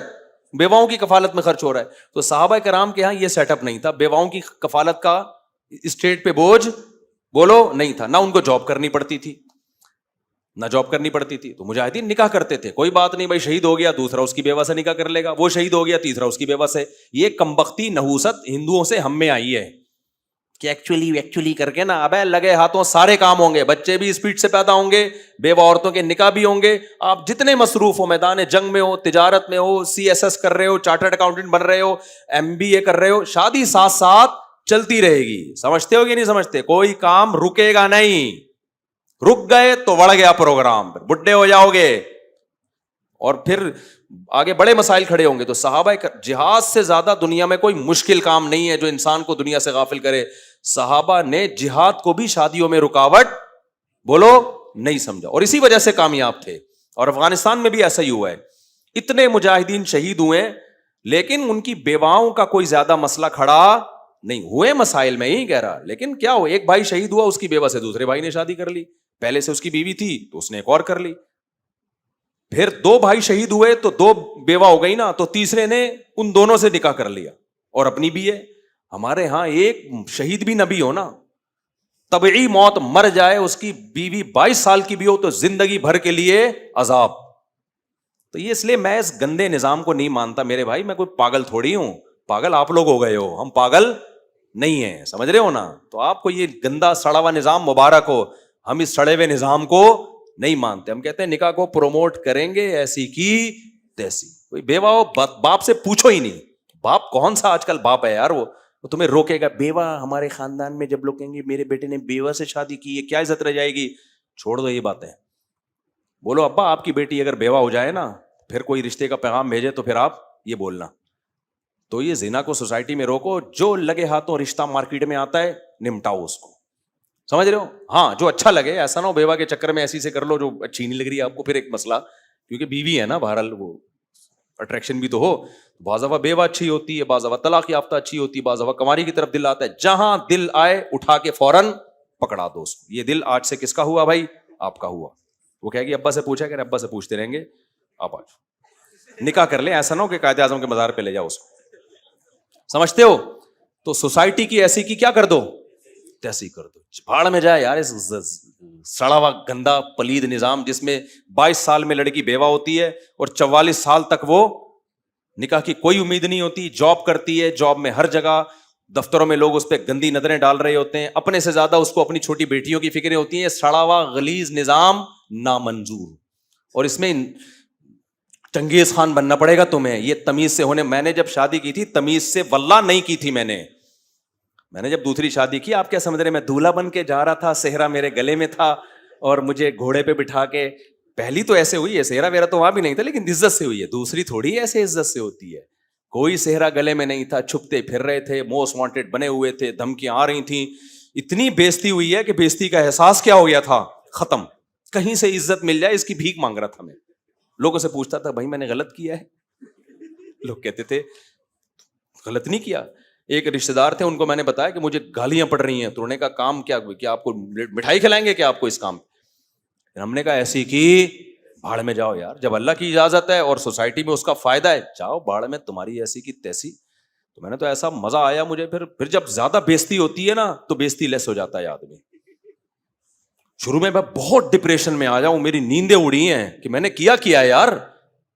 مجھے ایسا لگ رہا تھا مجھ سے بڑا اس کائنات میں ظالم کوئی نہیں ہے. لیکن جب میں دلائل میں غور کرتا اور حالات دیکھتا, میں کہتا یار بالکل ٹھیک کیا. اتنی ڈپریشن میں گیا. اس کے بعد جب لوگوں نے ٹارچر کیا, تانے, 1-1.5 سال تو سمجھاتا رہا ہوں کہ بھائی لوگ مان جائیں پھر میں کروں گا یہ کام. سوسائٹی میں ماحول بناؤ. لوگ مجھے کہتے ہیں پہلے سوسائٹی کو ٹھیک کرو, سوسائٹی میں سارے رشتے دار مان جائیں گے پھر. کوئی بھی نہیں مانتا, یہ دماغ سے نکال دو. زنا کرو گے لوگ کہیں گے توبہ استغفار کر لے بس. نکاح کرو گے کوئی بھی نہیں مانے گا. تو ہم نے کہا جاؤ یار اس سوسائٹی کی, ایسا مزہ آیا. پھر میں موسٹ وانٹیڈ بنا. پھر میں گریبان پڑھ کے نا تھوڑا ٹیڑھا کر کے, ٹوپی بھی ٹیڑھی کر کے, ہم تو ہیں ہی غلط. پھر لوگ مجھے کہتے تھے یہ کیا شے, کیونکہ اب تو پھر بھی تھوڑا رواج ہو گیا ہے, سوسائٹی میں ایکسپٹ ہونے لگا ہے. میں نے جب کیا تو اس وقت تو یہ لفظ سننا کوئی پسند نہیں کرتا تھا. علماء حیران ہوتے تھے ابے کیا کر رہا ہے. تو اس لیے الحمدللہ اپریشیٹ بھی علماء نے کیا, یہ نہیں. تو اس سے پھر ایسا حوصلہ بڑھانا 2 ہو گئی. میں نے کہا تمہارا باپ روک کے دکھایا, تیسری کروں گا ایسی کی تیسی. ہم جب گندے ہیں نا تو پھر گندے ہی ہیں, ہم جب برے ہیں تو پھر کیا ہیں. تو مجھے لوگ کہتے تھے یار یہ 2 شادیوں کے علاوہ کوئی کام ہی نہیں, ہر وقت شادی. میں نے کہا میرا شادیوں کے علاوہ کوئی کام نہیں ہے, جاؤ. تو پھر 15 اب جا کے ٹکاؤں میں. تو اب تو اللہ نے اجازت بند کر دی ہے نا, ورنہ میں کہاں ٹکاتا. تو پھر وہ آدمی بےزتی لیس ہو جاتا ہے, ٹھیک ہے نا. تو میں یہ مذاق نہیں کر رہا میرے بھائی, یہ سوسائٹی کی بولو ضرورت ہے. تو ان حضرات کی, حضرت عثمان جب شہید ہوئے ہیں نا, گردن ان کی کاٹی گئی ہے, اللہ اس بدبخت کو جہنم میں ڈالے جس نے یہ ظلم کیا. اس وقت بھی ان کے نکاح میں 4 عورتیں تھیں. صحابہ کرام نے کسی مصروفیت, کسی ٹینشن کو نکاح میں رکاوٹ نہیں سمجھا. یعقوب علیہ السلام کتنے اپنے بیٹے کے غم میں غمزدہ تھے, اس کے بعد بھی امام احمد بن حنبل سے روایت ہے کہ انہوں نے نکاح کیا اس دوران بھی. تو مسلمان کسی چیز کو نکاح میں رکاوٹ نہیں سمجھ, ایک چیز کو رکاوٹ سمجھتا ہے کہ کوئی رشتہ ہی نہ دے رہا ہو. اب آپ غریب ہیں تو کوئی رشتہ دے گا ہی نہیں, تو پھر اس کے لیے میں کہتا ہوں کچھ کما لو بھائی تاکہ رشتہ مل جائے, کیونکہ نہیں کماؤ گے تو فرشتہ آئے گا, رشتہ نہیں آئے گا. صحیح ہے نا. اس لیے خیر جلدی سے ہم اس کو مکمل کرتے ہیں میرے بھائی. تو یہ کبیرہ گناہوں سے بچنے کے لیے نا یہ سب چیزیں ضروری ہیں سوسائٹی میں, اس لیے میں اس کو اتنا زیادہ پروموٹ کرتا ہوں. ورنہ آپ کی شادی سے مجھے تو ایک لڈو بھی نہیں ملتا, مجھے کیا فائدہ ہوگا؟ آپ شادی کرو گے تو مجھے کیا ملے گا؟ کچھ بھی نہیں ملے گا مجھے. مٹھائی ویسے ہی میں نہیں کھاتا, اگر میں مٹھائیاں کھا رہا ہوتا تو شادی بھی نہیں کر رہا ہوتا. پھر میں, جو لوگ بہت مٹھائیاں کھاتے ہیں نا تو لڈو کی طرح کیا ہو جاتے ہیں, گول ہو جاتے ہیں. تو گلوکوز کا ڈبہ ہوتے ہیں وہ, صحیح ہے نا. جو گلوکوز کا ڈبہ بن جائے تو اس کے جسم میں طاقت ویسے بھی ختم ہو جاتی ہے. ہاں, ہر بھاری جسم والا گلوکوز کا ڈبہ نہیں ہوتا, یہ میں بار بار کہتا ہوں بھائی. بھاری جسم تو بہت سے محدثین کا بھی تھا, علماء کا بھی تھا, وہ نیچرلی ہوتا ہے بعض لوگوں کا, وہ ایک الگ بات ہے. کھا کھا کے مٹھائیاں پھوڑ پھوڑ کے ڈبے کھا کھا کے اگر موٹے ہوئے ہو نا, یہ والا موٹاپا اسلام میں پسندیدہ نہیں ہے. چلیں ہم جلدی سے بھائی اس کو مکمل کر لیں بھائی, بہت ہو گیا یار آج. اللہ تعالیٰ فرماتے ہیں کہ جو جنت میں کیا ہوگا, یہاں بھی اللہ نے فرمایا کہ گاؤ تکیے لگے ہوئے ہوں گے, یہ عالی شان تختوں پہ بیٹھے ہوئے ہوں گے. یطوف علیہم ولدان مخلدون. خدمت والے کیسے ہوں گے؟ دیکھو جب آپ کسی غریب ہوٹل میں جاتے ہو, خدمت والا آتا ہے, ایک کندھے پہ رومال ہوتا ہے, ناک صاف کر رہا ہوتا ہے, صاحب کیا چاہیے؟ آپ کیا بولتے ہو بھائی, کیا کیا ہے, انڈا گڑالا ہے, فلانا گڑالا, پوری گردان پڑھنا شروع کرتے ہیں, آپ کے سمجھ میں نہیں آتی. پھر آپ بولتے ہو جو لے آ یار, تو کچھ بھی لیا, کوئی اٹریکشن نہیں ہوتی اس کے اندر. لیکن جب آپ کسی اچھے ہوٹل میں جاتے ہو, 3 پیس سوٹ ٹائی میں, بڑا تمیز سے بندہ ہے, سر آپ کیا چاہتے ہیں سر, تو مینیو آپ کے سامنے لا کے رکھ دیتا ہے. پھر آپ بتاتے ہیں انگلش میں نا اس کو, منچورین, پتہ نہیں کیا کیا انگلش کے نام آ رہے ہیں یار, عجیب عجیب قسم کی چیزیں آ رہی ہیں. آدمی سمجھتا پتہ نہیں کیا آئے گا, آتا ہے تو وہی چکن ہوتی ہے, کاٹ کے 4 ٹکڑے رکھے ہوئے ہوتے ہیں. کل مجھے کسی نے بتایا, کسی کو افطاری میں کوئی چیز تھی, پتہ نہیں بچوں نے نہیں بتایا کہ میں نے کہا یہ کیا ہے, کیا بولا انہوں نے, کہا یہ چکن. بچے تو ایڈوانس ہیں. ابے نہیں, پتہ نہیں منچورین تھا, کیا تھا وہ, نہیں یار بڑا مزے کا لفظ تھا وہ کھانا اتنا مزے کا نہیں تھا, صرف نام خالی مزے کا تھا بہت زیادہ. تو خیر انہوں نے پتہ نہیں کیا کھانا, وہ نام ہی میں بھول گیا. اتنے مشکل نام آ رہے ہیں. وہ ہمارے مدرسے میں گاؤں کا بچہ پڑھتا تھا, تو کسی ٹیچر نے کہا میرے لیے 2 سینڈوچ لے آؤ. وہ جا کے کہہ رہے سنڈوچ چاہیے ہمیں. مجھے آ کے کہہ رہا ہے کہ یار انہوں نے کیا منگوایا, سنڈوچ. میں نے کہا سنڈوچ نہیں ہوتا بھائی. تو کہہ رہے سیدھے سے بولو ڈبل روٹی میں انڈا رکھ کے لے آؤ یار, یہ بولو. تو پتہ نہیں کچھ چکن منچورین کر کے کچھ تھا. خیر تو کیا کہہ رہا تھا میں, کہاں سے کہاں بات چلی جاتی ہے. ہاں تو میں کہہ رہا تھا ہوٹل میں جو ویٹر ہوتا ہے نا, اس کی ڈریسنگ کا بھی ایک اثر ہوتا ہے. جب وہ آتا ہے تمیز سے ملتا ہے, تمیز سے اس کی ڈریسنگ ہوتی ہے, اس کے بال بنے ہوئے ہوتے ہیں, نہایا ہوا ہوتا ہے, وہ کوئی بدبو شدبو بغلوں کا تو اللہ ہی حال جانے, تو اوپر سے بہرحال بڑا اچھا لگ رہا ہوتا ہے. تو یہ ہوٹل والے یہ انتظام کیوں کرتے ہیں بھائی؟ کسٹمر ایسا ماحول دیکھ کے کیا ہوتا ہے, خوش ہوتا ہے. تو اللہ کیا فرماتے ہیں, جنت میں جو خدمت کے لیے میں نے لوگ رکھے ہوں گے, یطوف علیہم ولدان مخلدون, وہ خوبصورت بچے ہوں گے, اتنے پیارے خوبصورت بچے ہوں گے کہ سورہ دہر میں اللہ نے فرمایا اذا رأیتہم حسبتہم لؤلؤا منثورا, جیسے خوبصورت موتی کے دانے جب تسبیح ٹوٹتی ہے نا, اس کے دانے کیسے بکھرتے ہیں, تو ایسے وہ ایسے لگے گا جیسے موتیاں ہیں جو جنت میں اللہ نے بکھیر دی ہیں. خوبصورت موتیوں کی لڑیاں ہیں جو جنت میں اللہ نے بکھیر دی. ایسے خوبصورت پیارے بچے وہ کس کام کے لیے ہوں گے؟ خدمت کے لیے. بِأَكْوَابٍ وَأَبَارِيقَ وَكَأْسٍ مِّن مَّعِينٍ, وہ شراب کے پیالے لے کے یطوف گھوم رہے ہوں گے, چکر لگا رہے ہوں گے. چکر لگانے کا اپنا مزہ ہے. ویٹر کو دیکھنا آپ نے, کبھی ٹھش کر کے ادھر بھاگ رہا ہوتا ہے, کبھی ادھر بھاگ, یس سر ابھی لایا سر, 1 منٹ, آپ ہی کا چانپیں آپ ہی کی تیار ہو رہی ہیں, یعنی بکرے کی ہو رہی ہیں لیکن آپ کے لیے ہو رہی ہیں. ایسا نہ سمجھے یار میری چانپیں ہی بنا کے لا رہے گی. تو کیسے گھوم رہا ہوتا ہے نا. تو اللہ کہتے ہیں وہ خوبصورت بچے جو خوبصورت موتیوں کی طرح بکھرے ہوئے ہوں گے, یطوف, وہ چکر لگا رہے ہوں گے, بار بار آ رہے جا رہے ہوں گے, آپ کو کیا چاہیے. حالانکہ دیکھو جنت میں اس خدمت کی ضرورت نہیں ہے, بٹن دباؤ سب کچھ آ جائے گا, لیکن یہ بٹن دبانے والا پروسیس نیچرل نہیں ہے. نیچرل یہی ہے کہ آپ چودھری بن کے لوگوں سے خدمت لو. سمجھتے ہو گے نہیں سمجھتے؟ یہ انسان کی نیچر ہے, اس کو خدمت لینے میں اپنا لطف آتا ہے کہ میں سیٹھ ہوں, یہ خادم ہے. تو ایسے خوبصورت بچے اللہ نے جنت میں مرد اور عورت کی خدمت کے لیے بکھیر دی ہوں گے. آگے اللہ فرماتے ہیں وہ شراب کے پیالے لے کے گھومیں گے.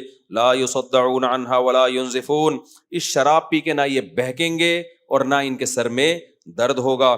وفاکہۃ مما یتخیرون, اور ایسے پھل جو چاہیں گے, یہ جس طرح کے پھل چاہیں گے ان کو ملیں گے. وَلَحْمِ طَيْرٍ مِّمَّا يَشْتَهُونَ, اور جس پرندے کا گوشت کھانا چاہیں گے وہ پرندے کا گوشت ان کو ملے گا. وَحُورٌ عِین, اور آئینہ کہتے ہیں بڑی آنکھوں والی, اور بڑی اور سفید آنکھوں والی گورے رنگ, حور کا مطلب گورے رنگت والی, گورے رنگت والی حوریں ہوں گی. کَأَمْثَالِ اللُّؤْلُؤِ الْمَكْنُونِ, اللہ کہتے ہیں وہ حوریں ایسی ہیں جیسے موتیوں کو کسی نے چھپا دیا ہو. یہ چھپانے کا لفظ کیوں؟ کیونکہ موتیاں کھلی ہوتی ہیں تو ان پہ گرد و غبار آ جاتی ہے. آپ کو عجیب بات بتاؤں, میڈیکل سائنس نے بھی یہ پروف کیا ہے کہ عورت پردہ کرے گی تو اس کی اسکن محفوظ رہے گی, پردہ نہیں کرے گی تو چہرے کی اسکن محفوظ, جو پردے دار عورتیں ہیں نا ان کا چہرہ محفوظ رہتا ہے. کیونکہ عورت کی اسکن دھوپ سے بہت جلدی خراب ہوتی ہے, آدمی کی نہیں ہوتی خراب. مرد و مزدور گھنٹوں گھنٹوں مزدوری کرتے ہیں. تو بعض خواتین اب اس چکر میں اسکن بچانے کے لیے ماسک پہن کے نا اپنے باڈی پہ پتہ نہیں کیا کیا لگا کے نا وہ اوپر ایلو ویرا اور جیل ویل لگا کے جا رہی ہوتی ہیں. بھائی اللہ تعالیٰ نے حکم دیا پردہ کر لو, اس سے تمہاری اسکن بھی کیا ہوگی, مرد اور عورت کی ایک جیسی اللہ نے جسامت. کچھ چیزیں مردوں کے لیے زیادہ نقصان دہ نہیں, عورت کے لیے بہت ہے, کیونکہ اس کی فطرت ہے پردہ کرنا. تو اس لیے اللہ نے کہا کہ امثال اللؤلؤ المکنون, ایسے جیسے چھپائے ہوئے موتی, تو جن پہ کوئی گرد و غبار نہیں ہوتا. آگے اللہ فرماتے ہیں جزاء بما کانوا یعملون, وہی بات ہے اللہ اتنا پروٹوکول کیوں دے رہا ہے بھائی, تو بھائی ایک نماز پہ 50 روپے دے دیتا, تہجد پہ 100 روپے پکڑا دیتا, کافی ہو جاتا, صحیح ہے نا. اللہ کہتے ہیں نہیں, جو کام انہوں نے کیا ہے نا دنیا میں, سب گناہ میں مست تھے اور یہ برائیوں سے بچ رہے تھے, تو اس کا یہ بدلہ ہے جو ان کو دیا جائے گا. آگے پھر اللہ نے جو اصحاب الیمین کو نعمتیں ملیں گی, جن کو اعمال نامہ دائیں ہاتھ میں, ان کی نعمتوں کا تذکرہ کیا. وہاں بھی اللہ نے جنت کی حوروں کا بھی تذکرہ کیا. پھر اللہ نے آگے, اچھا جنت کی حوروں کے بارے میں اللہ نے ایک بھائی اترابا, ہم عمر ہوں گی. کیا ہوں گی؟ تو عورت کا, بیوی کا آپ کے ہم عمر ہونا یہ بھی اٹریکشن کا ذریعہ ہے, لیکن اصل میں آپ کا مینٹل لیول اور آپ کی بیوی کا مینٹل لیول ایک جیسا ہو تو محبت زیادہ ہوتی ہے. سمجھتے ہو کہ نہیں سمجھتے ہو؟ تو اللہ نے فرمایا کہ جنت کی حور اور آپ کی عمر کیا ہوگی, سیم, یعنی لیول کیا ہوگا, دونوں کا ایک جیسا ہوگا. اللہ نے پھر جہنم کی ہولناکیوں کا تذکرہ کیا ہے. بہت جو بھی جہنم میں بیان کروں گا تو بہت لمبا ہو جائے گا. اللہ کرے ہم جنت کی لالچ میں ہی برائیاں چھوڑ دیں تو میرا خیال ہے زیادہ اچھا ہے. جہنم کی ہمیں وعیدوں کی ضرورت ہی نہ رہے, لالچ میں بھی تو بہت سے کام ہو جاتے ہیں نا. پھر آگے جہنم کا جب اللہ نے تذکرہ کیا تو پھر اللہ نے جہنمیوں سے جو اللہ کلام کرے گا نا اس کا بھی تذکرہ کیا. بس وہ 2-3 آیتیں پڑھ کے بیان ختم کرتا ہوں. اللہ کہتے ہیں جب یہ جہنمی کھولتا ہوا پانی پیئیں گے, جہنم کی آگ میں جلیں گے, تو اللہ ان سے کہے گا نحن خلقناکم فلولا تصدقون. یہ کہیں گے ہمارا جرم کیا ہے. اللہ کہے گا ہم نے تمہیں پیدا کیا تھا, تم نے یہ تصدیق کیوں نہیں کی کہ ہم دوبارہ بھی پیدا کر سکتے ہیں. تم کیوں مذاق اڑاتے رہے کہ دوبارہ پیدا نہیں ہوں گے, کیونکہ ساری برائیوں کی جڑ تو آخرت کا انکار ہے نا. یہی ہے نا کہ آپ مانتے نہیں آخرت کو. اللہ کہتے ہیں فلولا تصدقون, تم نے یہ کیوں نہیں مانا کہ ہم دوبارہ, تم کیوں ڈاروین کی باتوں میں آ گئے, تم کیوں کہتے کہ سائنس کہتی ہے کہ دوبارہ پیدا نہیں ہو سکتا. نحن خلقناکم, پہلی دفعہ سائنسدانوں نے پیدا کیا تھا یا ہم نے پیدا کیا تھا تمہیں؟ کیا انداز ہے یار، دیکھو، نحن خلقناکم، ہم نے تمہیں پیدا کیا تھا فرسٹ ٹائم، فلولا تصدقون، تم نے کیوں نہیں مانا کہ جو پہلی دفعہ پیدا کر سکتا ہے وہ حساب و کتاب کے لیے دوبارہ بھی پیدا کر سکتا ہے؟ تم تو بس یہی کہتے رہے مر کے مٹی ہو گئے، ختم ہو گئے تو کیڑے کھا لیتے ہیں، کون پیدا کرے گا؟ آگے اللہ فرماتے ہیں افرأیتم ما تمنون، بتاؤ جب مرد اور عورت کا ملاپ ہوتا ہے تو اللہ فرماتے ہیں اانتم تخلقونہ ام نحن الخالقون، اس منی کے قطرے میں آنکھ ناک کان دل دماغ جگر بنا کے ہم انسان بناتے ہیں یا تم انسان بناتے ہو اس کو؟ تو اس پانی میں جان ڈال کے تمہیں ہم نے بنایا ہے، تم نے نہیں بنایا اپنے آپ کو۔ پھر اللہ فرماتے ہیں نحن قدرنا بینکم الموت، پھر موت کا وقت بھی ہم نے ہی مقدر کر دیا تھا تمہارا، وما نحن بمسبوقین، اب ہم عاجز نہیں ہیں، الا نبدل امثالکم، کہ ہم تمہیں دوبارہ پیدا کر دیں۔ جو پانی سے انسان کو بنا سکتا ہے وہ مٹی سے دوبارہ بھی اس انسان کو بنا سکتا ہے۔ تو اللہ کہتے ہیں تم نے اس کا اقرار کیوں نہیں کیا؟ پھر اللہ دوبارہ اسی بات کو ریپیٹ کرتے ہیں وَلَقَدْ عَلِمْتُمُ النَّشْأَةَ الْأُولَىٰ، تم نے پہلی مرتبہ پیدا ہوتا ہوا اپنے آپ کو دیکھ لیا کہ کیسے پیدا ہوتے ہیں، تو فَلَوْلَا تَذَكَّرُونَ، یہ منظر دیکھ کر تمہیں نصیحت حاصل کیوں نہیں کہ کون ہے جو مجھے پیدا کر رہا ہے، پیدا کرتے ہی ماں کی چھاتیوں میں بہترین دودھ پیدا کر رہا ہے اور یہ آٹومیٹیکلی خود بخود نہیں ہو رہا، تو وہ مجھ سے کیا چاہتا ہے؟ یہ نشانیاں دیکھ کے تمہیں نصیحت کیوں نہیں ہو رہی تھی؟ بس دودھ میں تو پڑ گئے تھے تم کہ دودھ ایسا ہوتا ہے، ماں کا دودھ چاہیے یا ڈبے کا دودھ چاہیے، یہ جو سارا کچھ پروسیس ہے اسے دیکھ کے خدا کو یاد کیوں نہیں کر رہے تھے تم؟ اس کی آیتوں کا اقرار کیوں نہیں کر رہے تھے؟ فَلَوْلَا تَذَكَّرُونَ أَفَرَأَيْتُم مَّا تَحْرُثُونَ، پھر اللہ کہتے ہیں جہنمیوں سے خطاب ہوگا سارا یہ کہ اللہ کہتے ہیں اچھا بتاؤ جو زمین میں تم بیج ڈالتے تھے، وہ بیج جب ڈالتے تھے انتم تزرعونہ، اس بیج کو تناور درخت بنا کے اس میں پھل پیدا کر کے انہی پھلوں میں وہی بیج دوبارہ پیدا کر دینا، یہ کام تم کرتے تھے یا یہ کام ہم نے کیا تھا؟ تو یہ سارے دلائل ہیں یہاں پہ۔ آگے اللہ نے بارش کے پانی کا تذکرہ کیا کہ ہم اگر چاہیں تو اس پانی کو کڑوا بنا دیں اور تم باتیں بناتے رہ جاؤ، پھر کڑوا پانی جاتا اوپر ہے، نمک نیچے رہ جاتا ہے، اور میٹھا پانی اوپر جاتا ہے۔ اللہ کہتے ہیں آسمان سے اس کو تم برساتے ہو یا ہم برساتے ہیں۔ پھر اللہ نے آگ کا تذکرہ کیا، آگ تمہارے کتنے کام آتی ہے، اس آگ کو تم نے پیدا کیا ہے یا ہم نے ایجاد کیا اس آگ کو؟ پھر اللہ کہتے ہیں یاد رکھو یہ جو آگ ہے نا، جعلناها تذکرۃ ومتاعا للمقوین، جہاں ہم نے اسے تمہارے فائدے کی چیز بنایا ہے، نصیحت کی چیز بھی بنایا ہے۔ وہ نصیحت کیا ہے کہ جہنم کا عذاب بھی آگ ہی کا ہوگا۔ اگر ہم آگ پیدا نہ کرتے تو تمہیں جہنم کی آگ سمجھ میں نہیں آتی۔ تو یہ سورہ واقعہ کا میں نے کچھ خلاصہ آپ کے سامنے پیش کیا۔ بھائی اس تمام چیزوں کا حاصل ایک ہی ہے، انسان اللہ کی نافرمانی سے توبہ کر لے، عورت پردہ کر لے، شوہر کی اطاعت کر لے، بے حیائی سے باز آ جائے، مرد نبی کے حکم کے مطابق اپنا حلیہ اختیار کر لے، نماز کی پابندی کر لیں، زنا سے بچیں، لڑکیوں سے دوستیاں چھوڑ دیں، شراب چھوڑ دیں، جتنی برائیاں ہیں وہ سب چھوڑ دیں، اور جو فرائض واجبات ہیں وہ پورے کر لیں، تو پھر آخرت میں کامیابی ہی کامیابی، اور نہیں کیا تو آخرت میں ناکامی ہی ناکامی۔ لاؤ بھائی جلدی جلدی سوال دے دو، 2-4 منٹ میں نمٹا دیتا ہوں میں۔ بہت بھائی مسئلہ یہ ہے کہ جب سجدہ تلاوت والی آیت پڑھی جائے تو اگر قاری صاحب اسی وقت رکوع کر لیں نا تو وہ خود بخود آٹومیٹیکلی سجدے میں، نماز کے سجدے میں ہی سجدہ تلاوت بھی ادا ہو جاتا ہے، اور اگر رکوع میں نیت کر لیں تو رکوع میں بھی ہو جاتا ہے۔ لیکن رکوع میں نیت کرنی نہیں چاہیے، کیونکہ رکوع میں امام نیت کرے گا تو مقتدیوں کو بھی رکوع میں نیت کرنی پڑے گی، تو مقتدیوں کو تو مسئلہ ہی نہیں پتہ ہوتا، تو اس لیے کہیں بھی نیت نہ کریں۔ بس جب سجدہ تلاوت والی آیت پڑھی، رکوع میں چلے گئے، تو جب نماز کے سجدے میں جائیں گے تو وہ نماز والا سجدہ بھی ہو جائے گا اور سجدہ تلاوت والا بھی ہو جائے گا۔ لیکن اگر آگے پڑھنا شروع کر دیا تو پھر پہلے سجدہ کرنا پڑے گا۔ مفتی صاحب جب محنت کا وقت تھا اس وقت پیار محبت میں کیا لکھا ہے گزار دیا، جب محنت کا وقت تھا تو لویریا ہوا تھا، ان کو لویریا میں گزر گیا، یہ ملیریا کی طرح، اور اب بے روزگار ہوں، لڑکی بھی چھوڑ کر چلی گئی ہے۔ میرے پاس ایسے واقعات پہلے سے بہت ہیں۔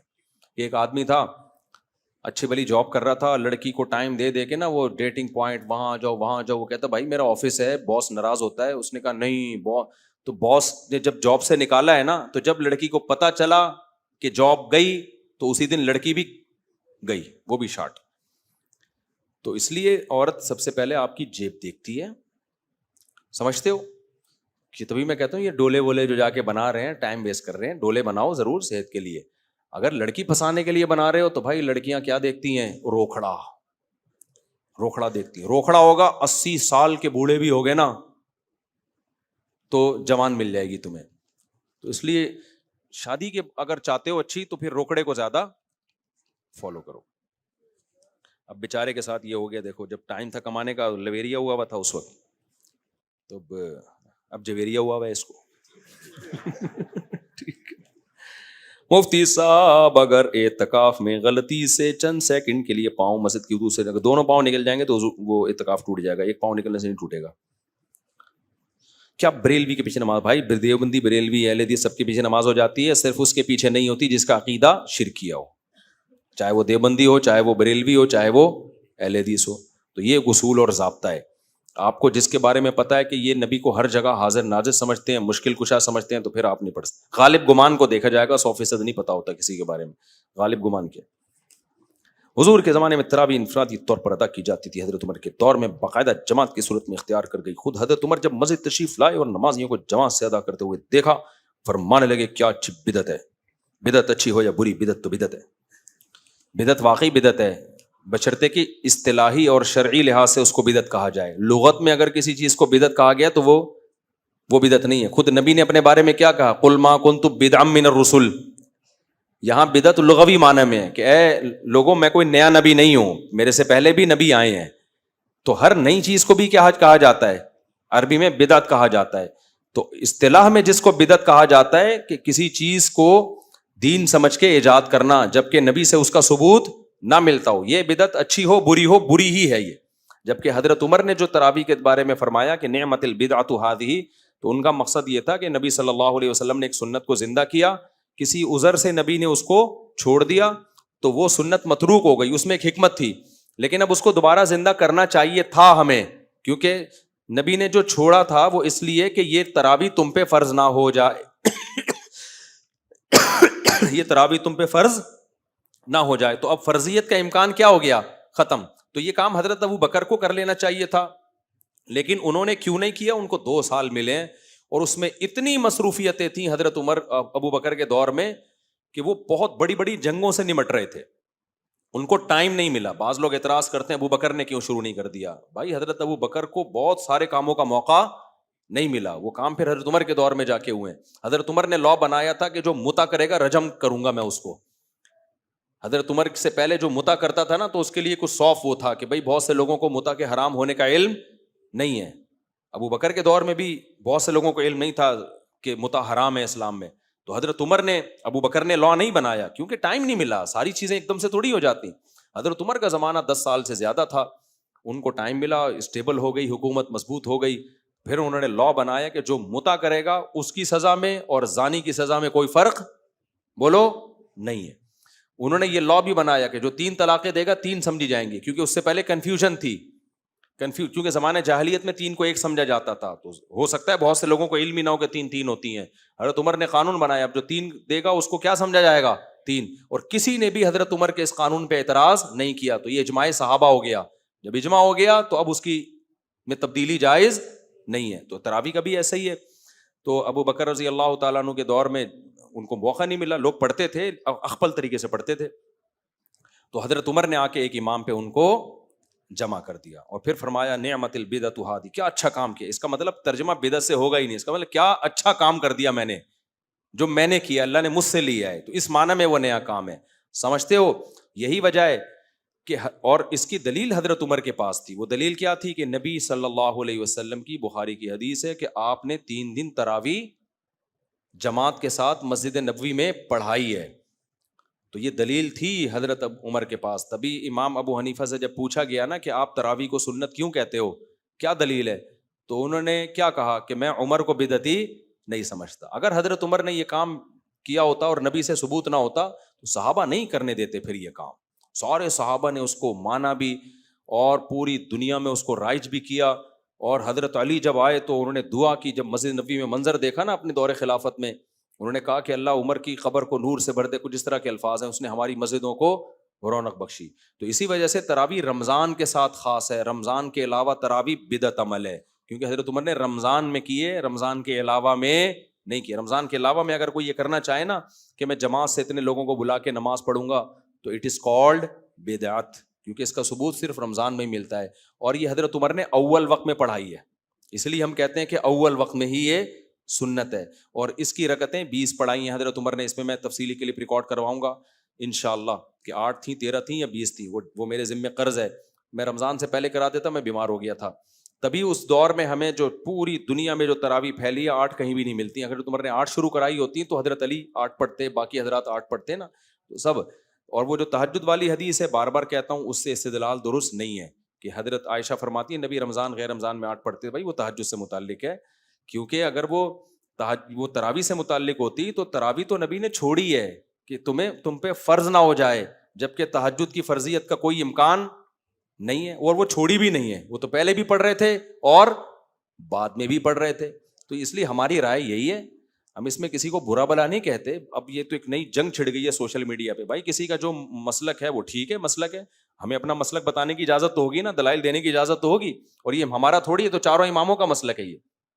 اور بار بار کہتا ہوں امام مالک کی طرف جو 8 رکعتیں منسوب ہیں کہ وہ 8 رکعتیں قائل تھے یا 13 کے قائل تھے, وہ غلط ہے. امام مالک کی جو معتبر کتابیں ان میں 36 رکعتیں ہیں, 8 نہیں ہیں. بعض لوگ یہ بھی کہتے ہیں کہ جب امام مالک 36 کے قائل ہیں تو چاروں اماموں کا اجماع کیسے ہو گیا؟ بھائی چاروں اماموں کا اجماع ایسے ہو گیا کہ کم سے کم 20 رکعتوں پہ تو اجماع ہو گیا نا, 20 سے کم کا کوئی قائل نہیں ہے. پھر وہی باتیں بار بار ریپیٹ ہوتی رہتی ہیں. امام ترمذی نے لکھا ہے جتنی چاہو پڑھ لو. امام ترمذی نے 8 کا تذکرہ نہیں کیا ہے کہیں بھی. امام ترمذی نے 20 کا 40 کا تذکرہ کیا ہے, اس میں کہا ہے کہ جتنی چاہو پڑھ لو. 8 کا تو کوئی قول امام ترمذی نے سرے سے نقل کیا ہی نہیں ہے. تو اس سے صاف پتہ چلتا ہے کہ امام ترمذی کے دور تک بھی 8 پڑھنے والے کوئی بھی نہیں تھا. اور امام احمد نے بھی جو یہ کہا ہے نا کہ اس بارے میں کوئی یقینی ہمیں تعداد نہیں ملتی, تو وہ بھی 8 کے بارے میں نہیں کہا ہے, وہ بھی 20-40 کے بارے میں کہا. اور امام احمد کی جو اپنی فقہ کی کتابیں اس میں انہوں نے بھی 20 ہی کا قول اختیار کیا ہے. سمجھتے ہو کہ نہیں سمجھتے ہو؟ تو اس لیے بھڈے بڈے کرنے کی ضرورت نہیں ہے کہ جھگڑے وگڑے کرو جا کے. لیکن ہمارا یہ حق بنتا ہے کہ جو اسلاف کا اصل مذہب ہے اس کو تو ہم مضبوطی سے بیان کریں. اور بعض حنفیوں سے جو یہ حوالہ پیش کیا جاتا ہے نا کہ فلاں حنفی بھی 8 کے قائل تھے, بعض کی طرف تو نسبت ہی غلط ہے. انہوں نے کہا کچھ اور ہے, وہ کچھ اور کہہ رہے ہیں, لیکن ان کی طرف نسبت کر دی کہ وہ 8 کے قائل تھے. اور بعض حنفیوں سے 8 ثابت ہیں تو ہم ان کے قول کو رد کرتے ہیں, ہم ان کے قول کو نہیں مانتے. اگر کسی حنفی نے لکھ دیا ہے تو ہم ہر حنفی کا قول ہم پر حجت تھوڑی ہے. ہم تو اسلاف کو دیکھیں گے, چاروں اماموں کو دیکھیں گے, احادیث کو دیکھیں گے, اس کو دیکھ کے ہم فیصلہ, اور تواتر عملی کو دیکھیں گے سب سے پہلی بات. اور آخری بات, علامہ انور شاہ کشمیری کے بارے میں یہ بہت کہا جاتا ہے کہ وہ 8 رکعت کے قائل تھے. ایسا بالکل بھی نہیں ہے.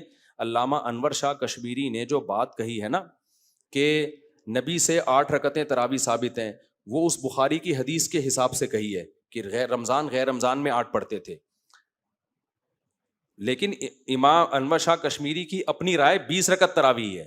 اب آپ کہو گے ایک طرف وہ مان رہے ہیں کہ نبی سے 8 ثابت ہیں اور اپنی رائے کہہ رہے ہیں 20, تو وہ کیا ہے وہ میں آپ کو بتاتا ہوں. دیکھو میں بار بار بس یہ جلدی سے بات سمیٹ کے ختم کرتا ہوں. دیکھو ہم جب یہ کہتے ہیں, میں بار بار یہ بات مسئلہ بیان کرتا ہوں, شاید لوگ سمجھ نہیں پا رہے کہ نبی صلی اللہ علیہ وسلم نے عورتوں کو صفا مروہ پہ چلنے کا حکم دیا ہے؟ کہیں حدیث سے ثابت ہے؟ بولو نا.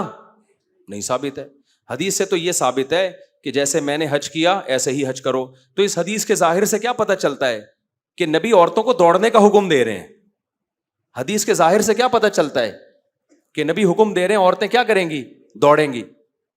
لیکن ہم جب اجماع دیکھتے ہیں, تواتر عملی دیکھتے ہیں, تو دوڑیں گی نہیں بلکہ چلیں گی. اب کوئی مجھ سے پوچھے, فرض کرو میں انور شاہ کشمیری ہوں, فرض کرو مجھ سے کوئی پوچھے کہ کیا نبی سے ثابت ہے کہ آپ نے عورتوں کو چلنے کا حکم دیا ہے, تو میں کہوں گا نہیں, نبی سے یہ ثابت نہیں ہے. نبی سے یہ ثابت نہیں, بلکہ نبی سے جو بات ثابت ہے وہ تو یہی ثابت ہے کہ جیسے میں نے حج کیا ایسے ہی حج کرو. تو اس کے ظاہر سے یہ پتہ چلتا ہے کہ میں دوڑا ہوں تو تم بھی دوڑو.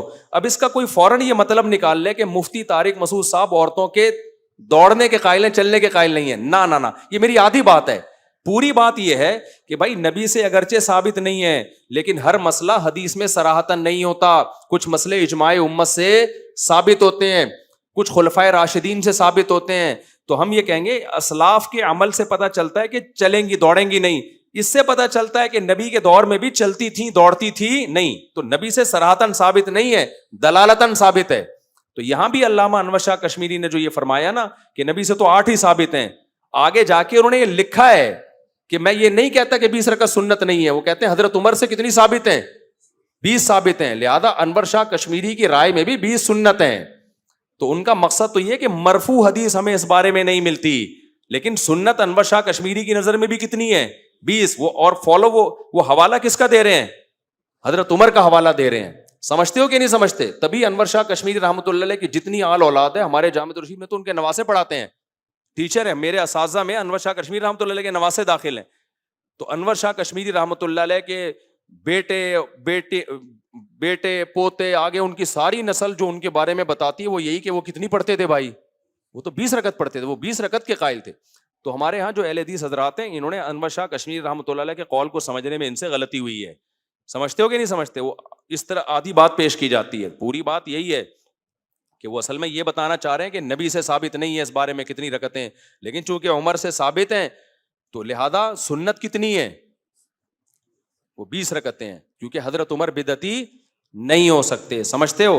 اور ویسے بھی صحیح حدیث ہے, علیکم بسنتی و سنت الخلفاء الراشدین المہدیین عضوا علیہا بالنواجذ, عضا عضو علیہا بالنواجذ. آپ نے فرمایا میری اور خلفائے راشدین کی سنت کو لازم پکڑو اور اسے اپنی داڑھوں سے پکڑ لو مضبوطی کے ساتھ, چھوڑنا نہیں اس کو. تو خلفائے راشدین نے کوئی کام کیا ہو اور اس پہ کسی نے انکار نہ کیا ہو تو وہ عمل بھی ہمارے لیے اس حدیث کی روشنی میں کیا ہے بھائی, سنت عمل ہے. تو ہم کہتے ہیں خلفائے راشدین میں کے دور میں نہیں ہوتا تھا کہیں بھی ایسا جیسے. اور پھر بات یہ ہے, وہی بات بار بار کہ اسلاف نے اس کو تراویح کا نام دیا تو وہ 8 رکعتوں پہ فٹ بیٹھتا ہی نہیں. لہذا جو 8 رکعتیں پڑھتے ہیں, ٹھیک ہے, ان کا مسلک ہے, ان کا موقف ہے, اس کو تراویح بالکل بھی نہ کہیں, وہ اس کو صلاۃ اللیل کہہ لیں, قیام اللیل کہہ لیں. تبھی اب کیسے کہنا بھی شروع کر دیا, تراویح کا لفظ اب انہوں نے کیا کر دیا ہے, ختم, کیونکہ فٹ ہی نہیں بیٹھ رہا اس کے اوپر. تو ہم تو بھائی صلاۃ اللیل کے قائل ہیں رمضان میں بھی اور غیر رمضان میں. تراویح کے قائل ہیں صرف کس میں, رمضان میں. اور تراویح محدثین نے یہ لفظ استعمال کیا, فقہا نے یہ لفظ استعمال کیا, تابعین نے یہ لفظ استعمال, تابعین کا تو مجھے نہیں پتا, ابھی میں تحقیق کروں گا, لیکن تبع تابعین کے قریب قریب تو ہمیں یہ لفظ ملتا ہے. لیکن بڑے بڑے محدثین اسلاف اور فقہا نے یہ لفظ تراویح کا استعمال کیا. امام بخاری نے تراویح کا باب باندھا. اچھا یہ بھی پھر بات سے بات نکلتی ہے, لوگ کہتے ہیں امام بخاری نے تراویح کا باب باندھ کے لائے تو 8 رکعت والی ہے نا, تو اس سے پتہ چلتا ہے امام بخاری بھی 8 کے قائل تھے. غلط. امام بخاری جس نے صحیح بخاری پڑھی ہے نا اس کو پتہ ہے امام بخاری جب باب باندھتے ہیں تو بہت دفعہ اس باب کی مناسبت سے حدیثیں نہیں لے کر آتے. اتنی معمولی سی مناسبت ہونا کہ دونوں چونکہ رات کی نمازیں ہیں, تہجد بھی تراویح بھی, تو امام بخاری کی نظر میں اتنی مناسبت کافی ہے. ورنہ امام بخاری کہ ابواب کی وجہ سے کبھی یہ نہیں کہا جاتا کہ چونکہ یہ باب باندھا ہے لہذا حدیث بھی اس پہ فٹ بیٹھ رہی ہے. اس کی ایک مثال, میں تو بخاری پڑھائی ہے میں نے جامع الرشید میں, مجھے پتا ہے یہ تو, اور پڑھی بھی ہم نے, اور جس نے بھی بخاری پڑھائی ہے اس کو پتا ہے کہ امام بخاری کے باب اور ان کی حدیث میں ایسا ہوتا ہے کوئی میچنگ ہوتی نہیں ہے میچنگ. مثال کے طور پر بدر کا باب باندھا ہے, اب باب جب غزوہ بدر کا باندھیں گے تو اس میں آگے حدیثیں کون سی, بدر کی نا, لیکن بدر کی نہیں ہے, نماز روزے کی آ رہی ہیں. آدمی حیران ہوتا ہے یار باب امام بخاری نے بدر کا باندھا ہے اور حدیثیں کس کی آ رہی ہیں. آپ نے بھی دورہ کیا ہوا ہے نا, دیوبند سے پڑھ کر آئے ہیں ماشاءاللہ. تو ہوتا کیا ہے, اس میں راوی بدری ہوتے ہیں, ٹھیک ہے نا. حدیث کے راویوں میں جو صحابی ہوں گے نا وہ کیا تھے, بدر میں شریک ہوئے تھے. اس بیس پہ امام بخاری نے بدر کے باب باندھ کے اس کے تحت حدیثیں لے آئے. آگے آتا وکانہ بدرین, یہ صحابی کہاں کے تھے, غزوہ بدر میں شریک ہوئے. حالانکہ نماز غیبت سے, حدیث غیبت سے متعلق ہوگی, چغلی سے متعلق ہوگی, نماز سے متعلق ہوگی, زکات سے متعلق ہوگی. آدمی کہتا ہے امام بخاری باب باندھ رہے ہیں بدر کا اور حدیثیں لا رہے ہیں نماز کی. تو جس نے بخاری پڑھی ہے اس کو پتا ہے کہ بھائی امام بخاری کے ابواب اور آگے حدیثوں میں میچنگ کا ہونا ضروری نہیں ہے. بعض دفعہ مناسبت ہوتی نہیں ہے, بہت دور دور سے ہم تلاش کر رہے ہوتے ہیں یار آپس میں میچنگ کیا ہے اس کی. تو امام بخاری کی کتاب دوسری کتابوں کی طرح نہیں ہے. دوسری کتابوں میں جب باب باندھا جاتا ہے نا تو ٹو دا پوائنٹ اس باب کے حساب سے حدیث لائی جاتی ہے. تو اس لیے امام بخاری کے یہ جو پیش کرنا کہ تراویح کا باب باندھ کے 8 رکعت لے کر آئے ہیں، تو یہ اس کی علامت نہیں ہے کہ امام بخاری 8 رکعت کے قائل تھے. وہ تو بہت دور کی مناسبت، اتنی مناسبت بھی کہ دونوں رات کی نمازیں ہیں، بس اسی بیس پہ بھی. اور اگر پھر بھی آپ ہمارے اس دعوے کو نہیں مانتے تو میرا سوال ہے کہ اگر آپ امام بخاری کے اس دعوے کو کہہ رہے ہو کہ تراویح کا باب باندھ کے 8 رکعت لے کر آئے ہیں، تو 2 میرے سوال ہیں آپ سے. نمبر 1، تراویح باندھا کیوں؟ امام بخاری اس کو تراویح کیوں کہہ رہے ہیں؟ تراویح تو 8 رکعتوں پہ فٹ بولو نہیں بیٹھتی. 8 رکعت کو تراویحتین کہا جائے گا، تراویح نہیں کہا جائے گا. دوسری بات یہ، یہی باب امام بخاری نے 3 طلاق پہ بھی باندھا ہے. باب من اجازت طلاق الثلاث، ان لوگوں کی دلیل جو 3 طلاقوں کو 3 کہتے ہیں، اور نیچے حدیث لے کر آئے ہیں جس میں 3 طلاقوں کو کیا قرار دیا گیا ہے؟ 3. آپ فوراً کہتے ہو کہ بھائی اس حدیث سے یہ کہاں پتہ چلتا ہے کہ ایک مجلس کی ہے، یہ تو مطلق ہے. تو اب بھائی امام بخاری نے تو اس سے استدلال کیا ہے کہ 3 کتنی ہوتی ہیں؟ 3. وہاں آپ کہتے ہو کہ بھائی امام بخاری کا یہ استدلال ہمارے لیے حجت بولو نہیں ہے. یہ تھوڑی کہ امام بخاری کوئی باب باندھ دے تو ہم نے اس پہ ایمان لیا ہے، ہم اس کو ماننا ہے. کہ یہ جو آپ دلیل دے رہے ہیں نا کہ امام بخاری نے تراویح کا باب باندھ کے 8 لے کر آئے ہیں، یہ دلیل بولو نہیں ہے. امام بخاری کے باب باندھنا بہت دور دور کی، اور بھی میں اس کی بہت ساری مثالیں دوں گا کہ کوئی فٹ ہی نہیں بیٹھ رہی ہوتی حدیث اس باب پہ. پھر ہم طلبہ کو بتاتے ہیں، طلبہ بھی کہتے ہیں یہ باب یہ ہے، حدیث یہ، تم کہتے ہیں ایکچولی وہ اصل میں یہ. تو بس امام بخاری کے اپنا ایک اسٹائل ہے بھائی، انداز ہے، وہ ہمارے لیے قابل احترام ہے، لیکن یہ اس کی دلیل نہیں ہوتی کہ امام بخاری کی نظر میں یہ حدیث اس پہ پوری منطبق بھی ہو رہی ہے. اور ویسے بھی وہ طلاق کا بھی پھر وہی ہے کہ وہ پھر اس کو بھی مانو. آپ سمجھتے ہو کہ نہیں سمجھتے؟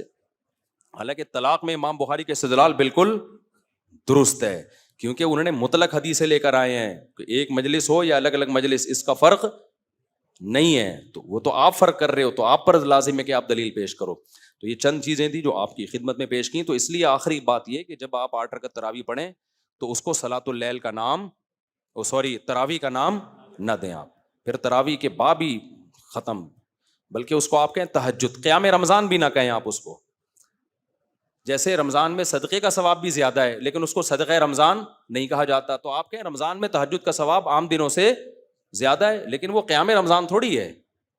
تو قیام رمضان ایک الگ چیز ہے بھائی. ہم یہی کہہ رہے ہیں اور یہی صدیوں سے تواتر کے ساتھ چلا آ رہا ہے.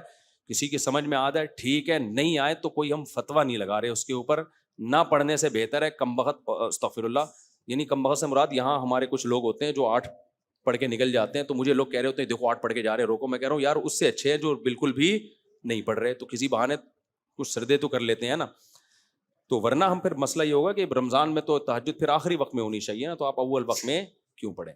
اور وہی بات حضرت عمر نے جو خود نہیں پڑھائی، یہ بہت اشکال کیا. حضرت عمر خود تو نہیں کرتے تھے نا، دوسرے سے کیوں پڑھوائی؟ ابے ہمیں اس سے کیا لینا دینا؟ حضرت عمر نے جب آرڈر دیا تو ہم اس آرڈر کے پابند ہیں. خود کر رہے ہو کہ نہیں کر رہے ہو بھائی. حضرت عمر تو حافظ قرآن تھے نا، حافظ قرآن کے لیے تو بہتر ہے خود پڑھے، وہ اپنی پڑھے، اپنا قرآن دہرائے. وہ ایک نے کل یہ اعتراض کیا کہ حضرت عمر نے خود تراویح کیوں نہیں پڑھائی، ابی ابن کعب کو کیوں کہا؟ بھائی اس کی وجہ یہ ہے کہ حضرت ابی ابن کعب مشہور قاری تھے، بہت خوبصورت آواز میں قرآن پڑھتے تھے. تو قاری ایسا ہونا چاہیے جس کی تلاوت لوگوں کو پسند ہو. تبھی تو صحابہ، نبی کے دور میں بھی نبی نے حضرت ابی ابن کعب کو امام بنایا ہے، صحابہ نے ان کے پیچھے نماز پڑھی ہے.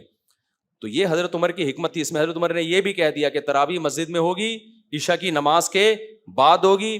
اور وہ 8 اور 13 والی میں جو اضطراب ہے وہ میں انشاءاللہ کبھی ڈیٹیل بتاؤں گا. اور اگر فرض کر لو اضطراب نہیں بھی ہے تو رجوع ثابت ہے. بعض ائمہ نے لکھا ہے کہ حضرت عمر نے شروع میں 8 شروع کی تھی اور پھر 20 کا رواج دیا انہوں نے. تو اس میں 2 وجہ ہو سکتی ہیں، یا تو حضرت عمر کے پاس وہ دلیل پہنچ گئی ہوگی کہ نبی نے 20 رکعت پڑھی تھی، ان کے خیال میں یہ کوئی ایسی دلیل پہنچ گئی ہوگی، یا یہ کہ انہوں نے دیکھا ہوگا 8 رکعتوں میں لمبی بہت ہو رہی ہیں، لوگوں کے لیے پڑھنا مشکل ہو رہی ہیں. تو جب ایک چیز حضرت عمر نے رائج کر دی، 20 پہ لوگوں کو لے آئے، 8 شروع کر کے 20 پہ اینڈ کیا اور سب نے اس کو مان لیا، تو اب آپ بھی اسی کو کرو جو حضرت عمر کا آخری عمل تھا. سمجھتے ہو کہ نہیں سمجھتے؟ وہ زیادہ بہتر ہے بنسبت اس کے جو پہلا عمل تھا. ورنہ اصل بات تو یہ ہے کہ اس حدیث میں اضطراب ہے جو میں ریفرنسز سے انشاءاللہ ثابت کروں گا. تو بات وہ ہاں، تو اول وقت میں پڑھی جائے گی، 20 رکعتیں پڑھی جائیں گی. اور کیا ہوگا کہ امام حضرت عمر کے عمل سے بھی پتہ چل گیا کہ نماز وہ پڑھائے گا جو اچھا قرآن پڑھنا جانتا ہو. اور یہ بھی پتہ چل گیا کہ جس کو خود قرآن پڑھنا آتا ہے اس کے لیے جماعت میں شرکت سے بہتر ہے کہ وہ اپنے طور پر پڑھے. اور یہ بھی پتہ چل گیا کہ حضرت عمر نے جو فرمایا واللتی تنامون عنہا افضل من التی تقومون, کہ جس نماز سے تم غافل ہو وہ اس سے افضل ہے, یعنی تہجد کی نماز. تو اصل میں حضرت عمر کا مقصد یہ نہیں تھا کہ یہ نماز ختم کر دو, مقصد یہ تھا کہ اتنی لمبی نہ کھینچو کہ تہجد کا تمہیں ٹائم نہ ملے, تم سو جاؤ آخری وقت میں. نہ, اس لیے ہم کہتے ہیں حضرت عمر کے اس عمل سے بھی پتہ چلا کہ تراویح ایسے وقت میں ختم کی جائے کہ لوگ آرام کریں اور تہجد کے لیے بولو اٹھ جائیں. تو یہ ساری چیزیں ہم عمر سے لے رہے ہیں, نبی سے اس بارے میں ہمیں کچھ بھی نہیں ملتا. تو آپ یا تو عمر کو پراپر فالو کریں یا نبی کو پراپر فالو کریں. اگر نبی کو پراپر فالو کرنا ہے تو پھر جو 8 رکعتوں والی حدیث ہے اس میں تو آتا ہے آپ نے 4 رکعتیں کر کے پڑھی ہیں, جبکہ آپ کیسے پڑھتے ہیں 2 رکعتیں کر کے. اس میں تو آخری وقت میں پڑھی ہیں, آپ کیسے پڑھتے ہیں اول وقت میں. اس میں تو آتا ہے کہ انفرادی پڑھی ہیں, آپ کیسے پڑھتے ہو جماعت سے پڑھتے ہو. تو وہ پھر ایڈجسٹمنٹ ہوتی نہیں. تو اس لیے چاروں اماموں نے اس میں حضرت عمر کو لیا ہے, تو اس لیے ان کے مذہب میں کوئی کنفیوژن نہیں ہے. اور باقی جو حضرات ہیں وہ اس میں نبی کے ڈائریکٹ عمل کو لیتے ہیں, تو پھر بھائی وہ پھر کنفیوژن کا شکار ہوتے ہیں. تو یہ ہے, بس یہ تراویح کے علاوہ آپ کچھ اور کرو یار, بس کرو, میں انسان کا بچہ ہوں یار, بعد میں دینا.